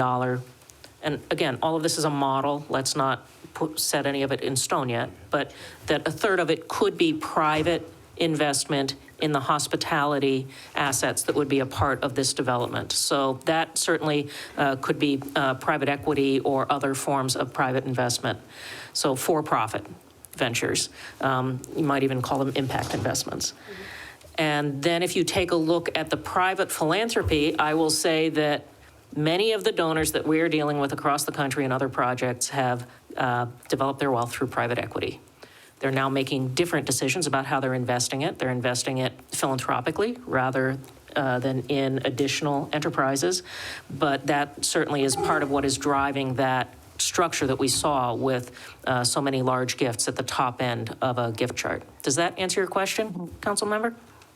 A little bit. So we'll dive in a little bit more. So you have obviously a division between true private equity and what you would call private equity through philanthropic giving, i.e., correct me if I'm wrong, but I'm understanding I'm a business. I'm not just quote unquote giving to the museum to help fund it. I'm actually going through essentially a philanthropic route to donate. So I have my own tax benefits from doing that. Is that how you're separating those two things? Absolutely. Okay, great. So am I correct in just saying that for the sake of this presentation and kind of creating a visual for us, you have a goal of $100 million from that particular source of income? From private philanthropy, I think it's premature to call it a goal, Council Member.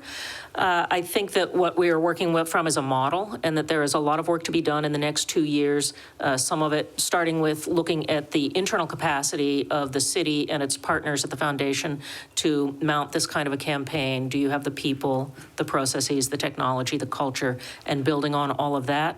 And then in the second year, if you should choose to proceed, really looking very specifically at developing that list. I think the gift chart we shared had something in the neighborhood of 140 gifts represented, ranging from $20 million to $50,000.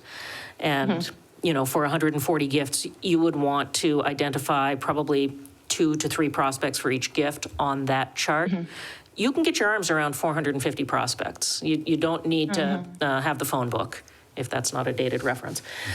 You can get your arms around identifying who those 450 are.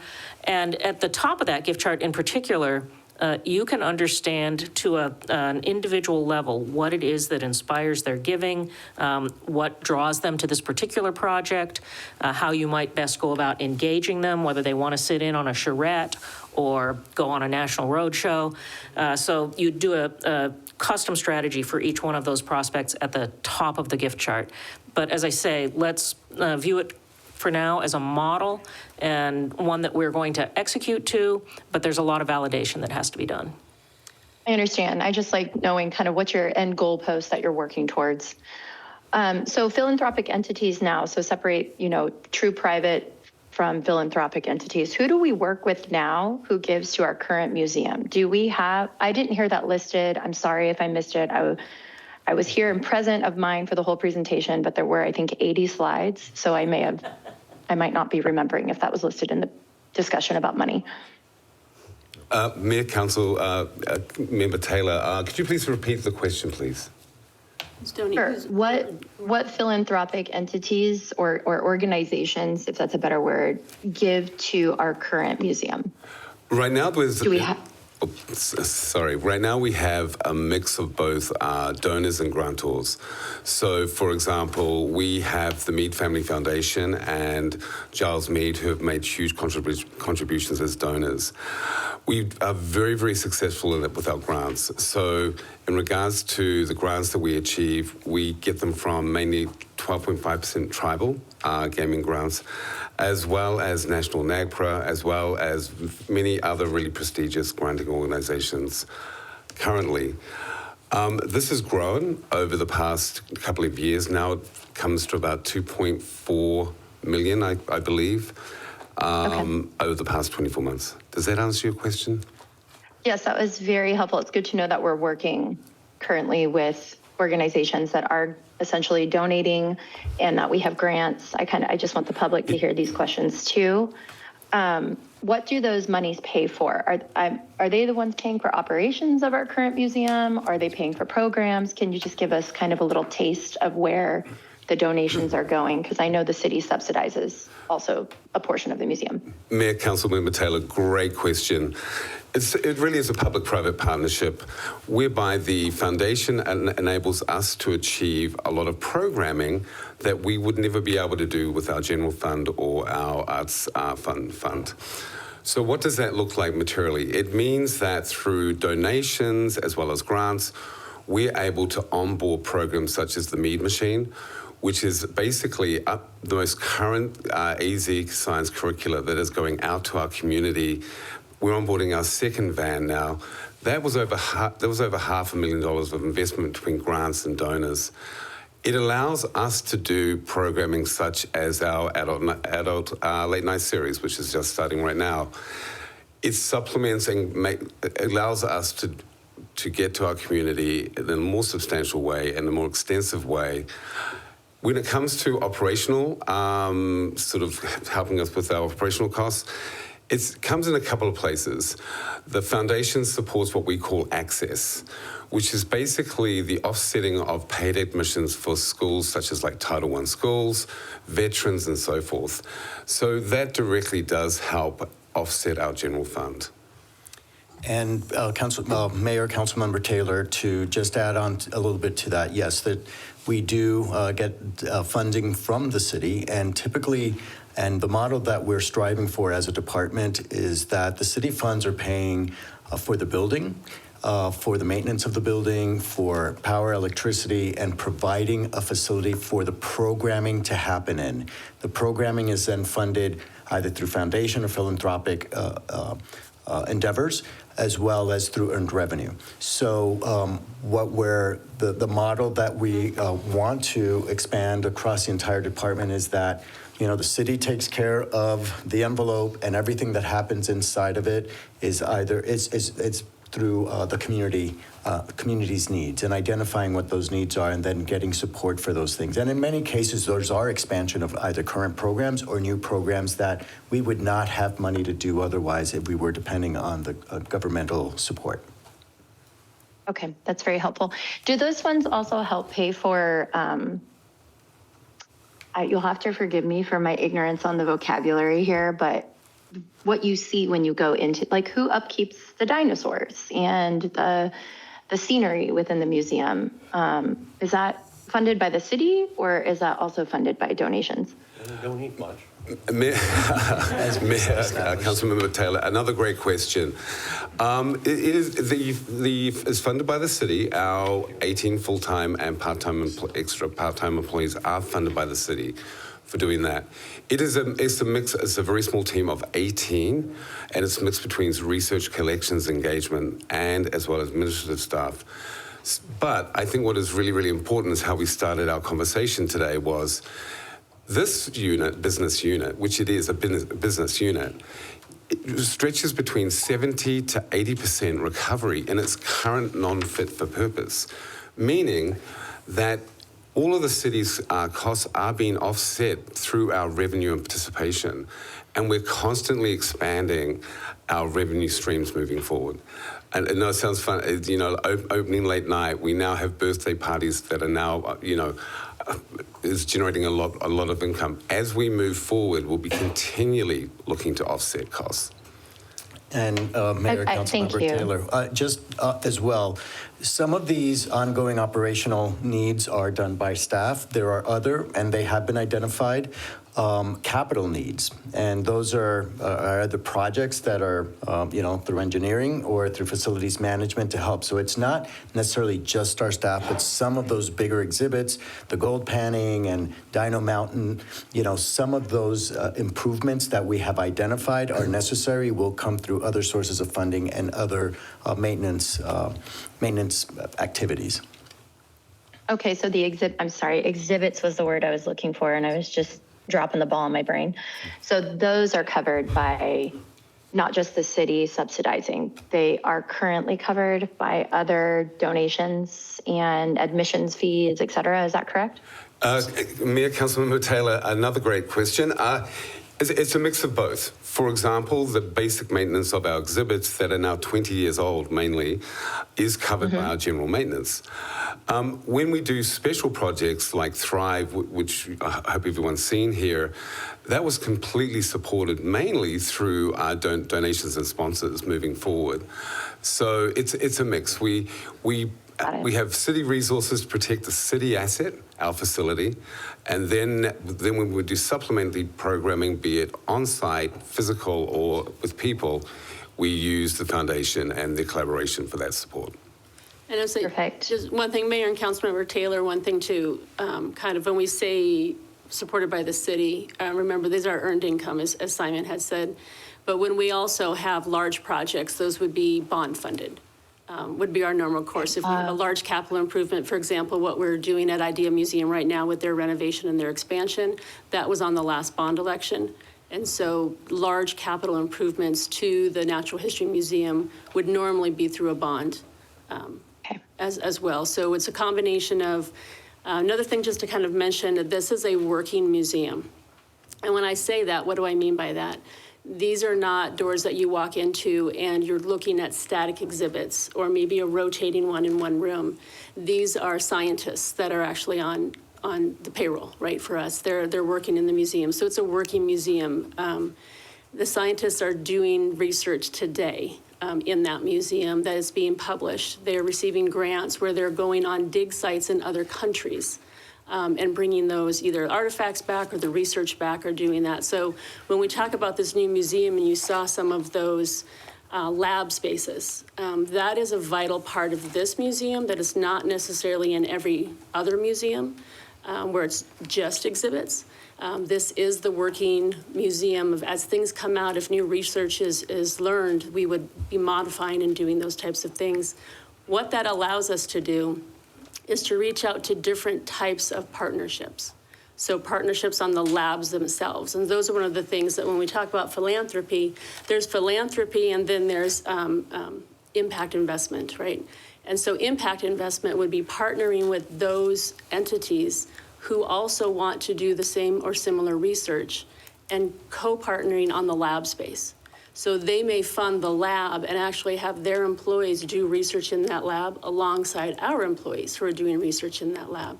And that's just a different way to partner on these types of things in the museum. It's another way where our museum, again, is not the typical museum. It is a working research center and a museum, all in one. Do we partner with any universities, Candace, for any of that research? We do, and Mayor and Councilmember Taylor, those are one of the things that we have been experiencing. Simon and I have been talking about it for the last couple of years about what our current relationships are and what they could be and what they should be. And I'm gonna hand it to Simon here in just a minute, but I do want to talk up our scientists for a minute. The reason why ASU and U of A are reaching out to us for assistance, and the state has also reached out to us for assistance, is because we have the right people with the right knowledge. So we've really built a core of scientists who know how to handle the artifacts and the exhibits that we have. And so the state is actually looking to us to take on some of their responsibility on things that happen here in the state. And now Vice Mayor's laughing at me, but when we say take on the responsibility, I have talked with Simon. I said that also means we should receive some state funding for doing their work as well. Yep. And so those will be streams that we will be looking forward to as well as we partner with those to actually be. So, Simon, do you want to just kind of say a little bit about the talks we've had so far? Yeah, Mayor Council, yeah. Relationships take a long time, so this has been a couple of years of conversations. Specifically, we've been working with ASU with our programming and our research actively. One thing that the city is very good at that maybe they could be a little bit better at is community engagement. So there's a great yin-yang thing that's been happening programmatically with ASU, with the AZMNH. On another level, the Arizona State Museum, part of the U of A, we have a really very long relationship with them. They restored our repository and permitting rights, which was directly linked to economic development early on 3 years ago. We're now wanting to look to share responsibilities, meaning paleontological responsibilities and what that could look like. So they're looking at a new repository. We're going to need a new repository. They're looking for new ways to generate income. So one of the things that I can remember our previous city manager said, Simon, why am I paying a lot of money to store rocks? And, you know, we've come a long way since then. And why we have these state and federal obligations to a lot of our collections that we have to do this work. But the Arizona State Museum has a way that they actually have a business plan and model that pays for this work. So as we're building these really deep, major relationships, be it state or academic, we will be looking at trying to share responsibility for state government responsibilities they might get assigned to us, or great collaborative and research opportunities with our academic institutions. I think that's about it. No, keep going. I thought we had a really cool picture at the end. That was I was going to put this building back up. Ms. Taylor, can I put you on hold for a moment? Sure. Sorry. I know I have quite a few questions, but I will definitely wait. Yeah, Mr. Adams, we're going to switch over to Councilmember Adams. Thank you, Mayor. I appreciate that. I have a hard stop at 9:45, so I appreciate your courtesy. I'll be really quick.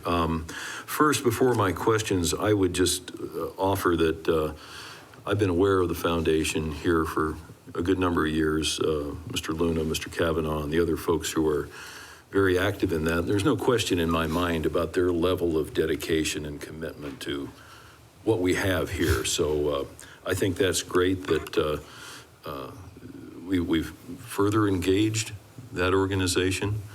A good bedrock of Mesa volunteers. So I think that's a great thing. Let's see. I didn't hear, what do we estimate the lifespan of this proposed facility to be? How many years?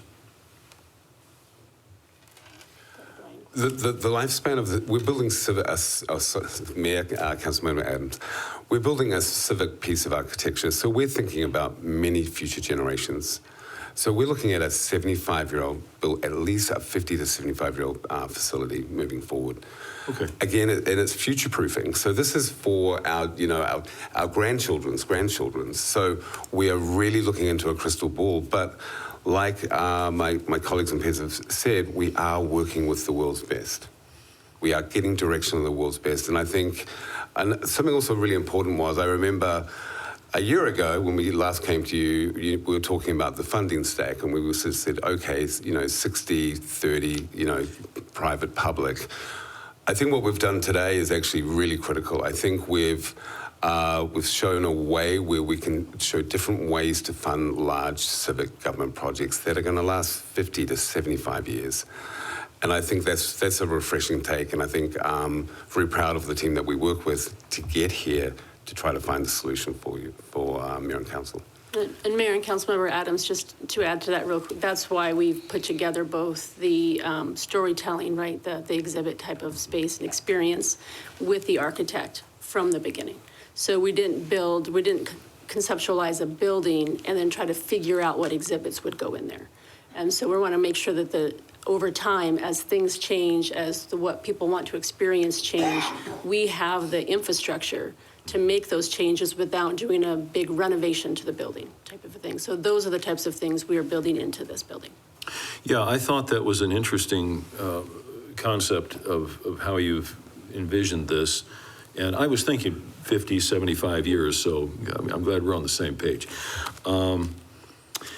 We haven't talked about annual operating costs and how we're going to fund that, and I assume that'll come along as we progress with this. Do we have an idea on that? So yes, Mayor and Councilmember Adams, that is the work that will happen. Now that we have the concept of the building, the plot, the number of amenities in there, those types of things, those will all come over this next year. Okay, very good. You mentioned that over the next couple of years, each May you would come back with an update. I'd like to see it more frequently than that. I don't know what my colleagues think about that, but a year is a long time. A lot changes. Well, maybe. Mayor and Councilmember Adams, I think we'll be talking to all of you individually frequently over the next year. Okay. I think what we were talking about was be a formal presentation back to council each May. But Understood. yes, individually, also working with our advisory board and working through them as well. You're welcome, Vice Mayor Summers. So yes, all of those in place. I don't imagine that we walk away today and then we say, see you in a year, and we show up next May and say, here's what we have. I think those will be ongoing conversations. Our intent, though, was to make sure we come back for a formal presentation about our community engagement, because again, we'll be out in the community as well. So all of those things will be happening over this next year. Good. I think that's an idea. And I would, again, reiterate, maybe in the public forum a little more often, when you're asking the public for a big spend, it's a good idea to keep reminding them, this is what you get, this is what we're proposing, what do you think? So, good enough. I think understood. Let's see real quick. It was mentioned there are 990 foundations in Arizona. That's astounding to me. I don't doubt it. But, and I assume that is from the small staff of 2 to the large staff of 50. The entire spectrum of levels of interest, or is it focused in any particular interest, or? No, I would say that their interests probably follow that pie chart that I showed with the sectors that receive charitable giving in Arizona, with the exception perhaps of religion, which tends to be funded almost solely by individual donors. And you're right, it's probably dominated. There are probably 10 foundations that represent half or more of those $7 billion worth of assets, including, one partner that we find to be very effective in many of the campaigns we work on is a local community foundation, and you happen to have a very strong community foundation here in Arizona, and I suspect a lot of those assets reside there, but are directed by the individual donors or the individual corporations or other groups that direct their gifts that are held and managed by the community foundation. Okay, thank you. Last question I have. And again, you may have covered it. This is great information. You've done a great job of painting a picture of what might be, and I appreciate that. Again, in fundraising and moving between the public and the private sector, my impression is that in certain silos, the small incremental individual donor is becoming more and more impactful. I didn't hear, and again, I know there's a lot of moving parts here. Are we going to focus on that? You know, the person who maybe has $5 a month to contribute, but just loves the arts. Have we looked at that? Is that a place where we're going to take a look to bring some funding in as well? Yeah, Mayor and Councilmember Adams, there is Laura is our expert, right, at the level of focus you have at different areas, and talking about who are our large ones. But we are never going to forget, right? We're always going to remember our ground of where we're grounded in our community, and whether you have $1 to give or $100 to give or $1,000 to give, you have a place in this museum because it's our museum. And that is very impactful to the buy-in to the museum, to the ownership of the museum. I contributed to this museum. It's in my neighborhood, it's in my town, it's in, Maricopa County, it's in Arizona. All of those things that tie you to an entity and to a mission and a purpose, those are all important. And so we'll be looking at all of those things. And that's what's over the next year when we talk about fundraising, capacity building. That's creating that strategy. How are we going to approach all of these different levels? Because they are all important. I look forward to hearing more about that, because I think one of your challenges will be it's easier to get a Mesa resident to say, yeah, this is my museum, but this is an Arizona museum. So how you get that buy-in from somebody in Kingman, somebody in Globe, somebody in Safford, that might be the real challenge, to sell it as an Arizona treasure. Okay, that's all I had. Thank you very much. And just because I have to pack and leave does not mean I'm not interested. So thank you. Thank you. Mr. Adams, is okay to ask, you're okay moving this forward? Yes. Okay. Council, I'll bring back Ms. Taylor. Thank you. I'm going to actually I'm going to skip a few of them because I don't want to sequester all the time, which I know I can do sometimes. I'm going to try and just focus on some important ones. I noticed that when we looked at the case studies, we didn't use any of our state's museums as part of those case studies, because we have, like the Museum of Musical Instruments, we have the Phoenix Museum of Art, and I know that those have gone through some changes. Is there a reason we didn't use anything from the state of Arizona? Mayor Councilmember Taylor, previously in the master planning work we did a year ago, a lot of our benchmarking was extensive through those organizations and institutions that you talked about.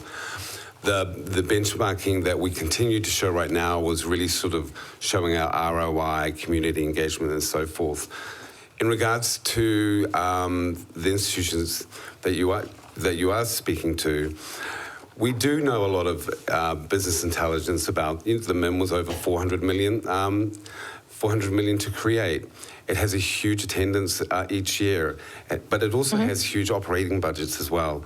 In regards to fundraising, like what's happening in the Valley right now, the Arizona Science Center is on a $200 million capital campaign now, and they've been very, very successful at it. So when it comes to benchmarking, we're virtually benchmarking against our competition every single way on the project. Okay, that's helpful. We'll go to the next one. I'm going to skip this. Because this is the Arizona Natural History Museum, and I know you're giving this presentation specifically to Mesa because it's here in Mesa, and I'm very grateful that we have it currently, and we're looking to see how we could make it bigger, better, et cetera. Do you have any other cities that have said we want to contribute to this because this is for the state and this is not just for Mesa? So Mayor and Councilmember Taylor, again, when we look at our fundraising strategy, the fundraising strategy would actually happen over this next year. So we haven't reached out to anybody in any relationship at this point. Okay. That will be over the next year. The last two things I just wanted to note. So I think it's wonderful that we look at natural history, but I just wanted to make a statement. I was doing some research when I was looking through this presentation, and I went through the Gallup polling site from 2024 to 2025 in their national polling, along with the National Center for Science and Education and Lifeway Research. And I think it's important to note that as of 2025, 2026, roughly, according to those three sources, 71% of Americans are still strong believers that there is a religious affiliation with the creation of the world. And when we're looking at only one bias from a Darwinian theory, we are basically excluding the majority of Americans. So I am okay with considering this expansion, but on one premise, and I'm going to lock down on this hard, there has to be more than one theory represented in a natural history museum, and that would include creationism, because we are essentially excommunicating the idea of creationism when we say we're only going to look at this from an evolutionary perspective. They are both theories, and they both must be represented fairly if we're going to live with equity and equality for the represented groups that will come and visit this huge, iconic museum if we move forward with it. I need to make that statement very clearly from my perspective, and that it's going to be represented not just by me, but many of the residents that I represent in my district, and I would argue many of the people in Mesa. They will want to see those theories clearly represented, especially because it's a public museum. My second question that I'm just going to nail down, or my second thing I'm going to nail down, is you said there were 2 years, it will cost $6 million total over the next 2 years that we would proceed forward with essentially the research to see if this project can come together. And you said there were one-time revenues that will pay for this that won't come out of our general budget. I didn't hear exactly how much the foundation was planning to contribute to those revenues, and I want to know, where did those one-time revenues come from? So Mayor and Councilmember Taylor, I'll address the revenues and the budget side first. And so those are when we work with the city manager and the OMB director to look for what the capacity we have. So different one-time revenues, I think you've heard Brian say, a lot of times that's construction sales tax. Those are revenues that came in higher in one particular area that we weren't anticipating, but maybe that was a blip and not going to be continuation. So all of those types of things that I think kind of Brian talked about, where we have one-time revenues we have received and actualized, but we don't believe they're going to go forward. We don't want to put ongoing expenses into those. Those are set aside and looked at the needs of the city. Usually we use those things, those funds on infrastructure.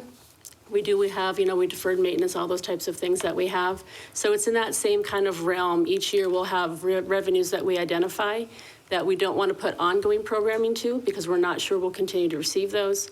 But we will put those into investment projects, whether it's investing into our infrastructure or investing into new projects.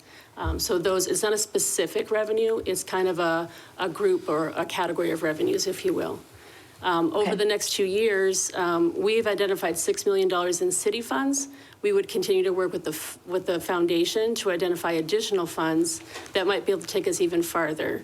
I do want to clarify, it's not just research over the next 2 years, it's actually starting the design, so that we have, if you see that final bullet point, architecture and site design work, that would actually be starting the design to make sure that we have renderings that we can go to the public with. If we were to put this on a future bond, we want to make sure that we are bond ready. So that would do, say, about 5 to 10% design on that to make sure that we have the site work, the electrical, like we've looked for all of those types of things. So it's not just the research, is actually starting on the feasibility of the building itself. Got it.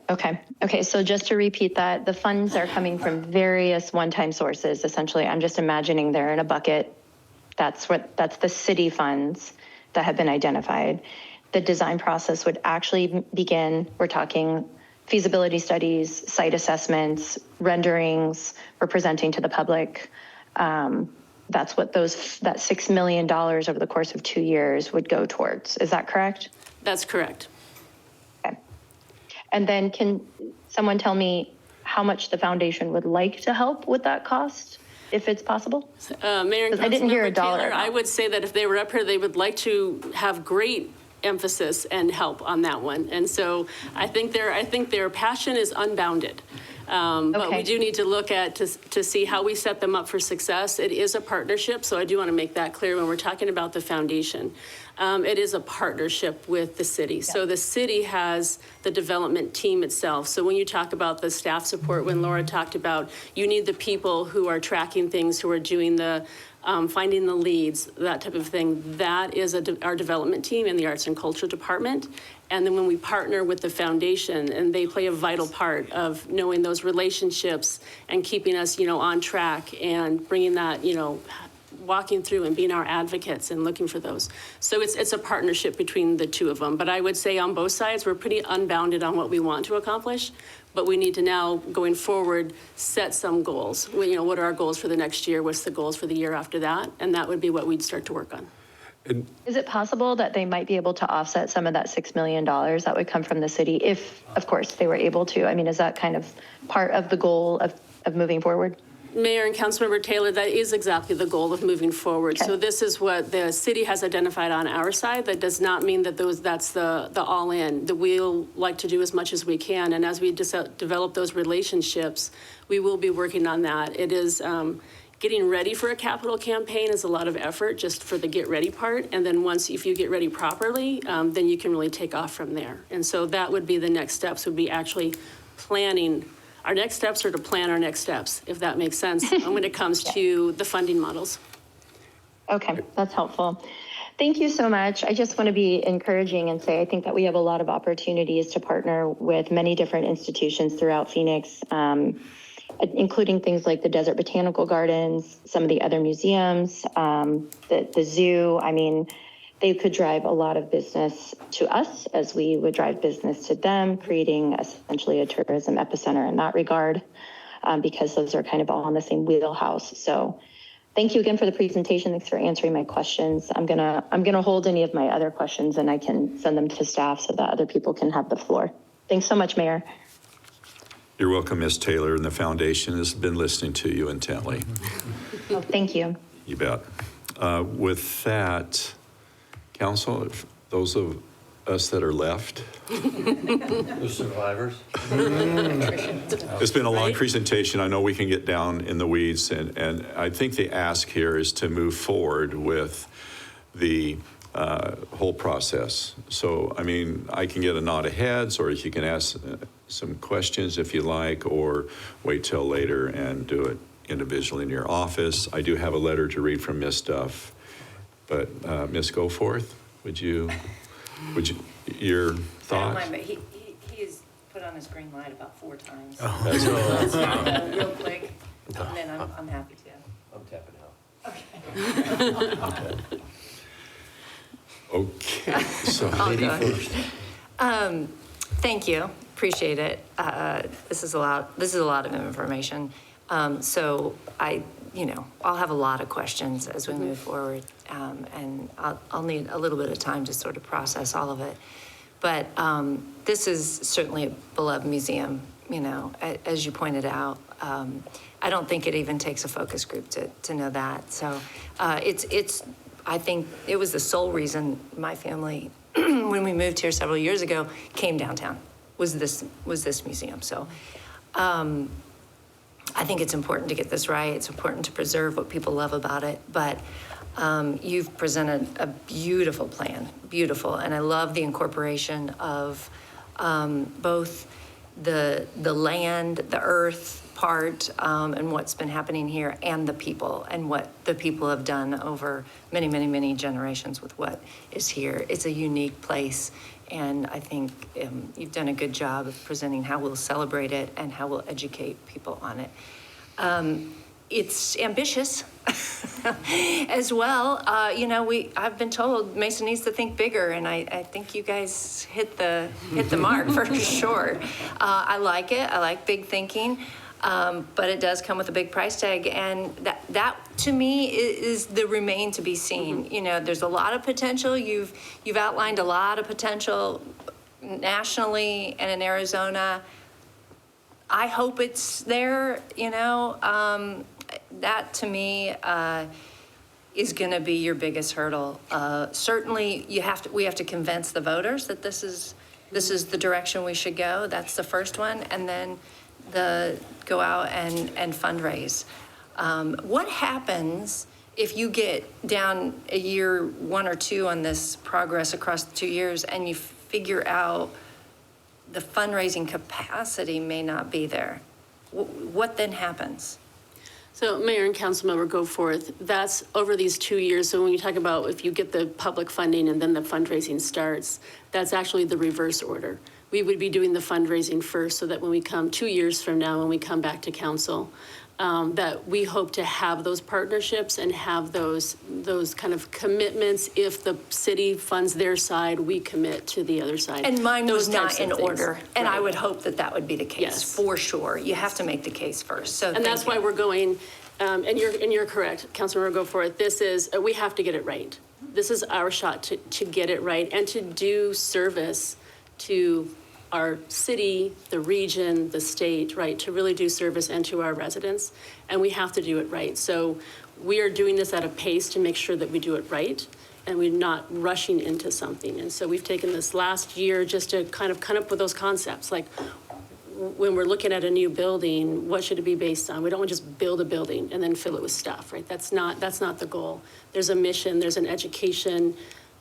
So it has been, Natural History Museum staff has really put full effort into what do they see the future of research, the future of education, our K-12 partners and what we do in that for true K-12 curriculum, University ASU, U of A, all of those types of things. So fundraising is another one of those steps that we need to do it right, and we need to bring in the right person, who happens to be sitting right next to me.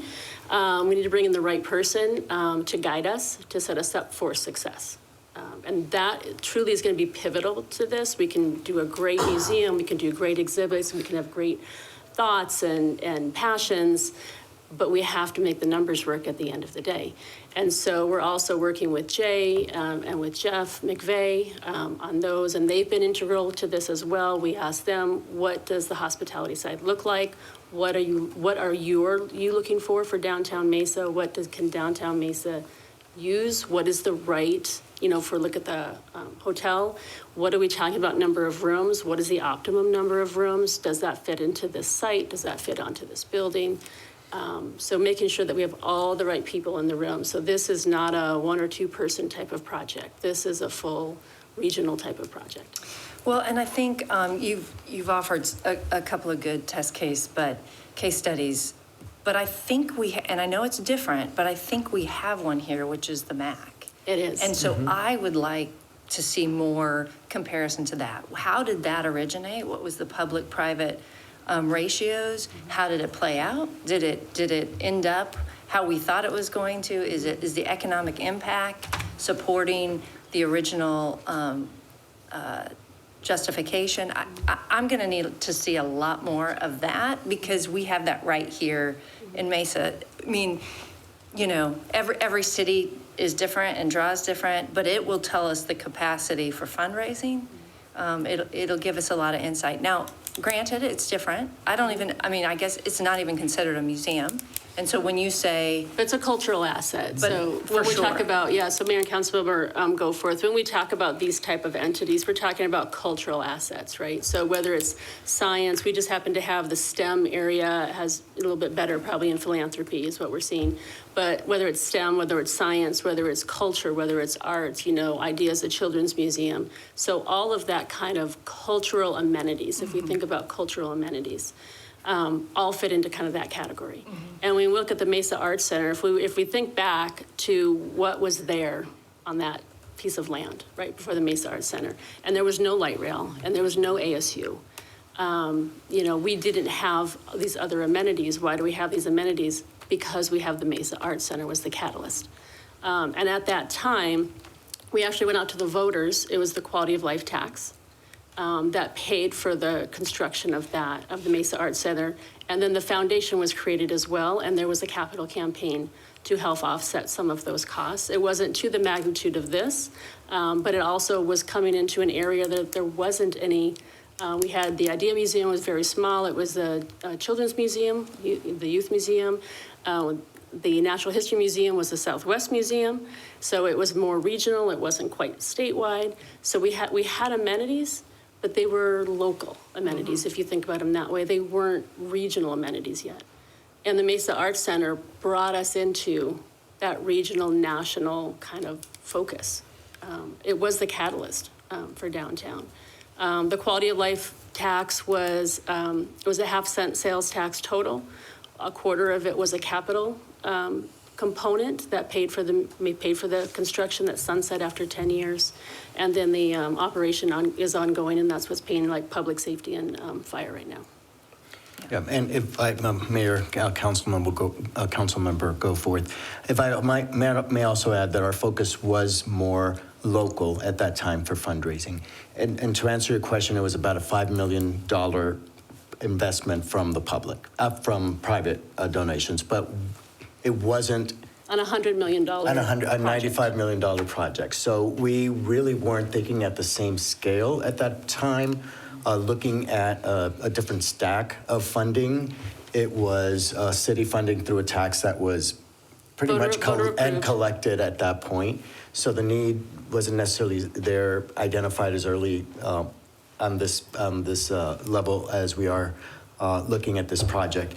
The other thing I want to say is that when you ask about economic impact of the MAC, and we are measuring that in our new KPIs, we're moving toward that and quantifying that over the next year or two, that adding another cultural asset compounds what the Mesa Arts Center did, right? So these aren't necessarily separate entities that live their own, in their own existence. These now start to compound the economic development, the economic possibilities of a city that has these world-class, certainly regional or national level of institutions.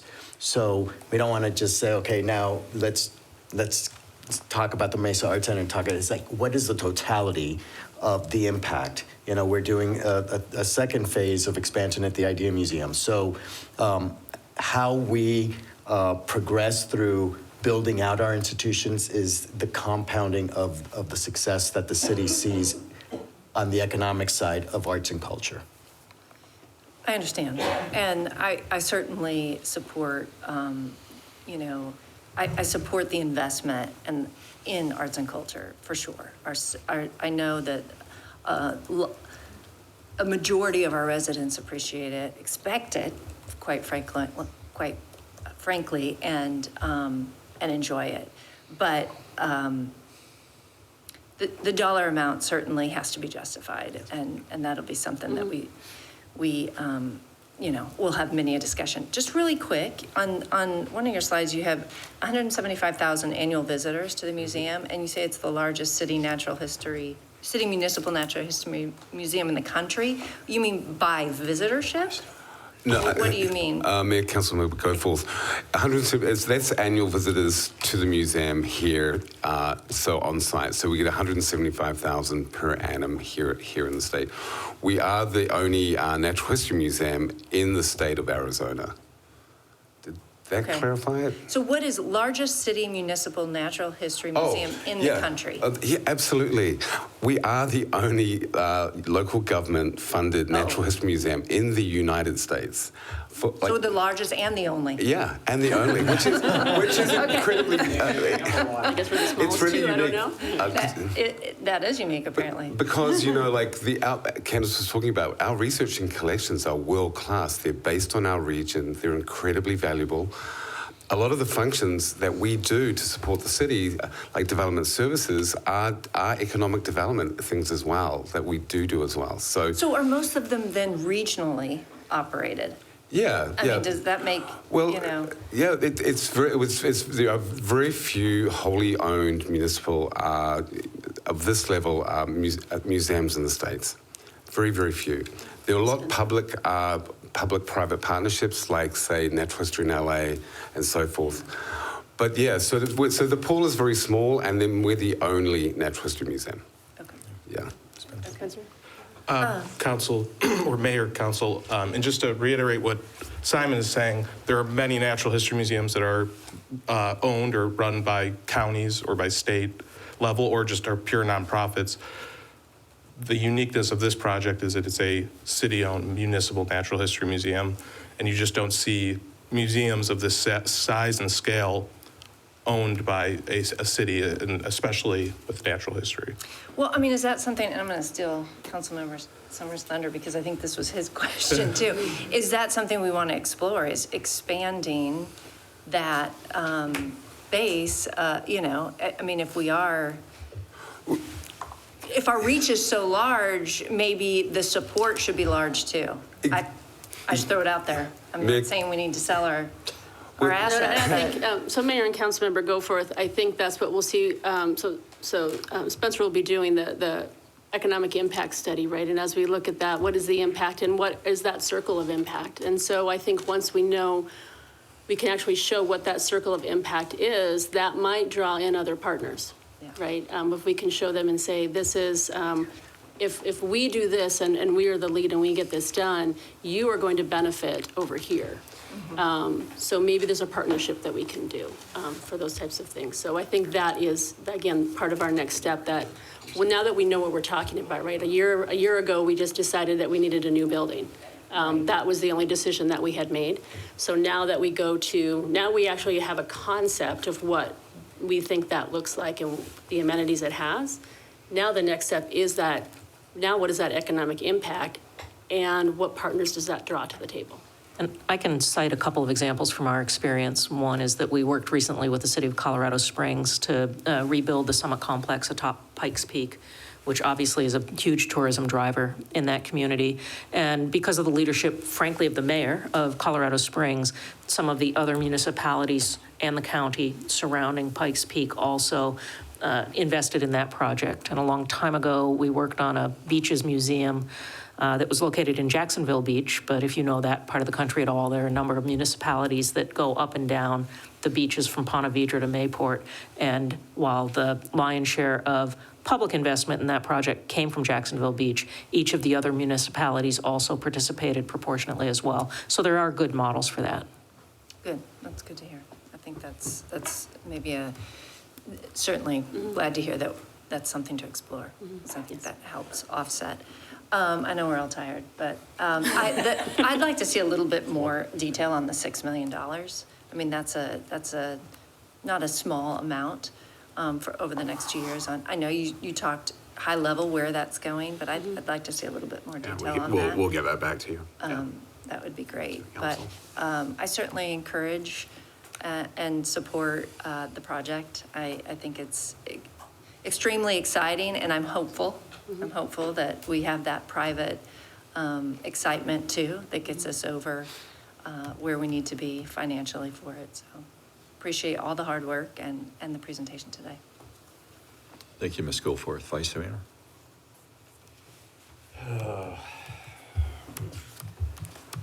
Thank you for covering that for me so I don't have to do it. I'll just add one more thing that we have to look at. That building you're in is an historic 1937 former city hall. We have to consider that as well. So just as we have these apparently more meetings, we need to consider where and how we place this. And that'd be one of my concerns. I know it was the police and fire station back in the day as well. And historic buildings are an integral part of our community. So however the architect can integrate that into his design would be great. Move it up to the terrace. Is that the only thing you have? Yeah. Okay. I have a letter from Ms. Duff I'd like to read. She says, I'm sorry I can't be with you today. This is such an important project to Mesa that I have asked the mayor to include in my comments in this study session. I am in full support of the Arizona Museum of Natural History redevelopment plan. Over the past 3.5 years, this has evolved from a $180 million concept into a roughly $300 million mixed-use destination, museum, hotel, retail, and restaurant, structured as a 1/3 public, philanthropic, and private investments, 1/3 each. That is the kind of innovative financing model that positions Mesa as a statewide leader. setting the standard for how cities leverage public, philanthropic, and private investments to deliver transformational projects. Think about what we're building. We're building a global competitive destination anchored by 40-plus years of irreplaceable research collections, intellectual property, the facility that will drive overnight stays, new jobs, and tax revenue while reducing long-term resilience on the general fund. A project aligned with over $8 billion in statewide tourism and entertainment investment happening right now. Investment we need to be positioned to capture. This has been done right. Community engagement, expert advisors, phased delivery with clear council decision points and strong governance throughout. We gave Arizona Museum of Natural History the go-ahead about a year ago. Council members Goforth and Adams have provided wise oversight to the museum for their roles as city council liaisons over the past 3.5 years. In the same time frame, former Mesa Vice Mayors Walters, Kavanaugh, and Luna have provided solid leadership to the Arizona Museum of Natural History Foundation, which has been the nonprofit partner to the city since 1991. We are at a decision point. Without action, we risk facility, loss of competitiveness, walking away from decades of prior public investment in an institution that stands alone. The only natural history museum in the state of Arizona. No other city in Arizona can tell this story, only Mesa can. This is our opportunity to believe in ourselves, to invest in another world-renowned project, and to let Mesa shine on a global stage once again. I believe this project will be viewed the way we now view the Mesa Arts Center, a legacy investment that put Mesa on the map globally. This is our moment to do that again. I urge your support. Thank you, Councilmember Jen Duff. I'll also add that Mr. Heredia also cannot be here, and he expressed his support for it as well. The other things I'm just going to add, I know our meeting's been long this morning, but I'm pretty overwhelmed by the great presentation of the professional staff that have come from far away. And recently I was in DC and I toured the Museum of Natural History in DC with April here back in the back, and yeah, and Spencer too. And you know, it's overwhelming to see that museum and exhibit spaces. We know we can't compete with that, but what we can do is elevate Mesa to another higher standard with this type of architecture and development. The architecture is phenomenal. You know, we have 22 native tribes in Arizona. All of them should be a partner in this process. I think we're unleashing the potential of what this can be, and perhaps through the work of the philanthropic side of it, we can create a museum of renown and historical. Being a Mesa native, I'm proud to use a parcel of our city-owned property for this purpose, as long as we save our historic structures. But with that said, events, food and beverage, the hotel, if all this comes into play, it will really create a more vibrant downtown than any of our neighboring communities will ever have and expect. So I support that. I think you have the go-ahead from all of council to move forward, and then I know you've taken detailed notes about what the council expects in return. Okay, so. Thank you, Mayor, and thank you, Council. Okay, with that, I think you're done, but we're not. So I'm going to move over to, next is current events and conferences attended. Council member, do you have anything you wish to share? No. Okay. As the clears, yesterday was the Mesa Business Builder Small Business Networking event with our Economic Development Department, Jay O'Donnell, the Mesa Chamber, the 2-year anniversary, and then I attended a Westwood Agricultural FFA Advisory Board meeting. Item 4 is to convene an executive session regarding the interviews for a city magistrate. Is there a motion to convene an E-session? So moved. Thank you. Second. Vice Mayor, thank you, Ms. Goforth. All in favor say aye. Aye. Thank you, Ms. Taylor. All right, we're going to move over to the executive conference room, and Ms. Taylor will see you in there, or hear you in there. Okay, thank you. All right, bye-bye.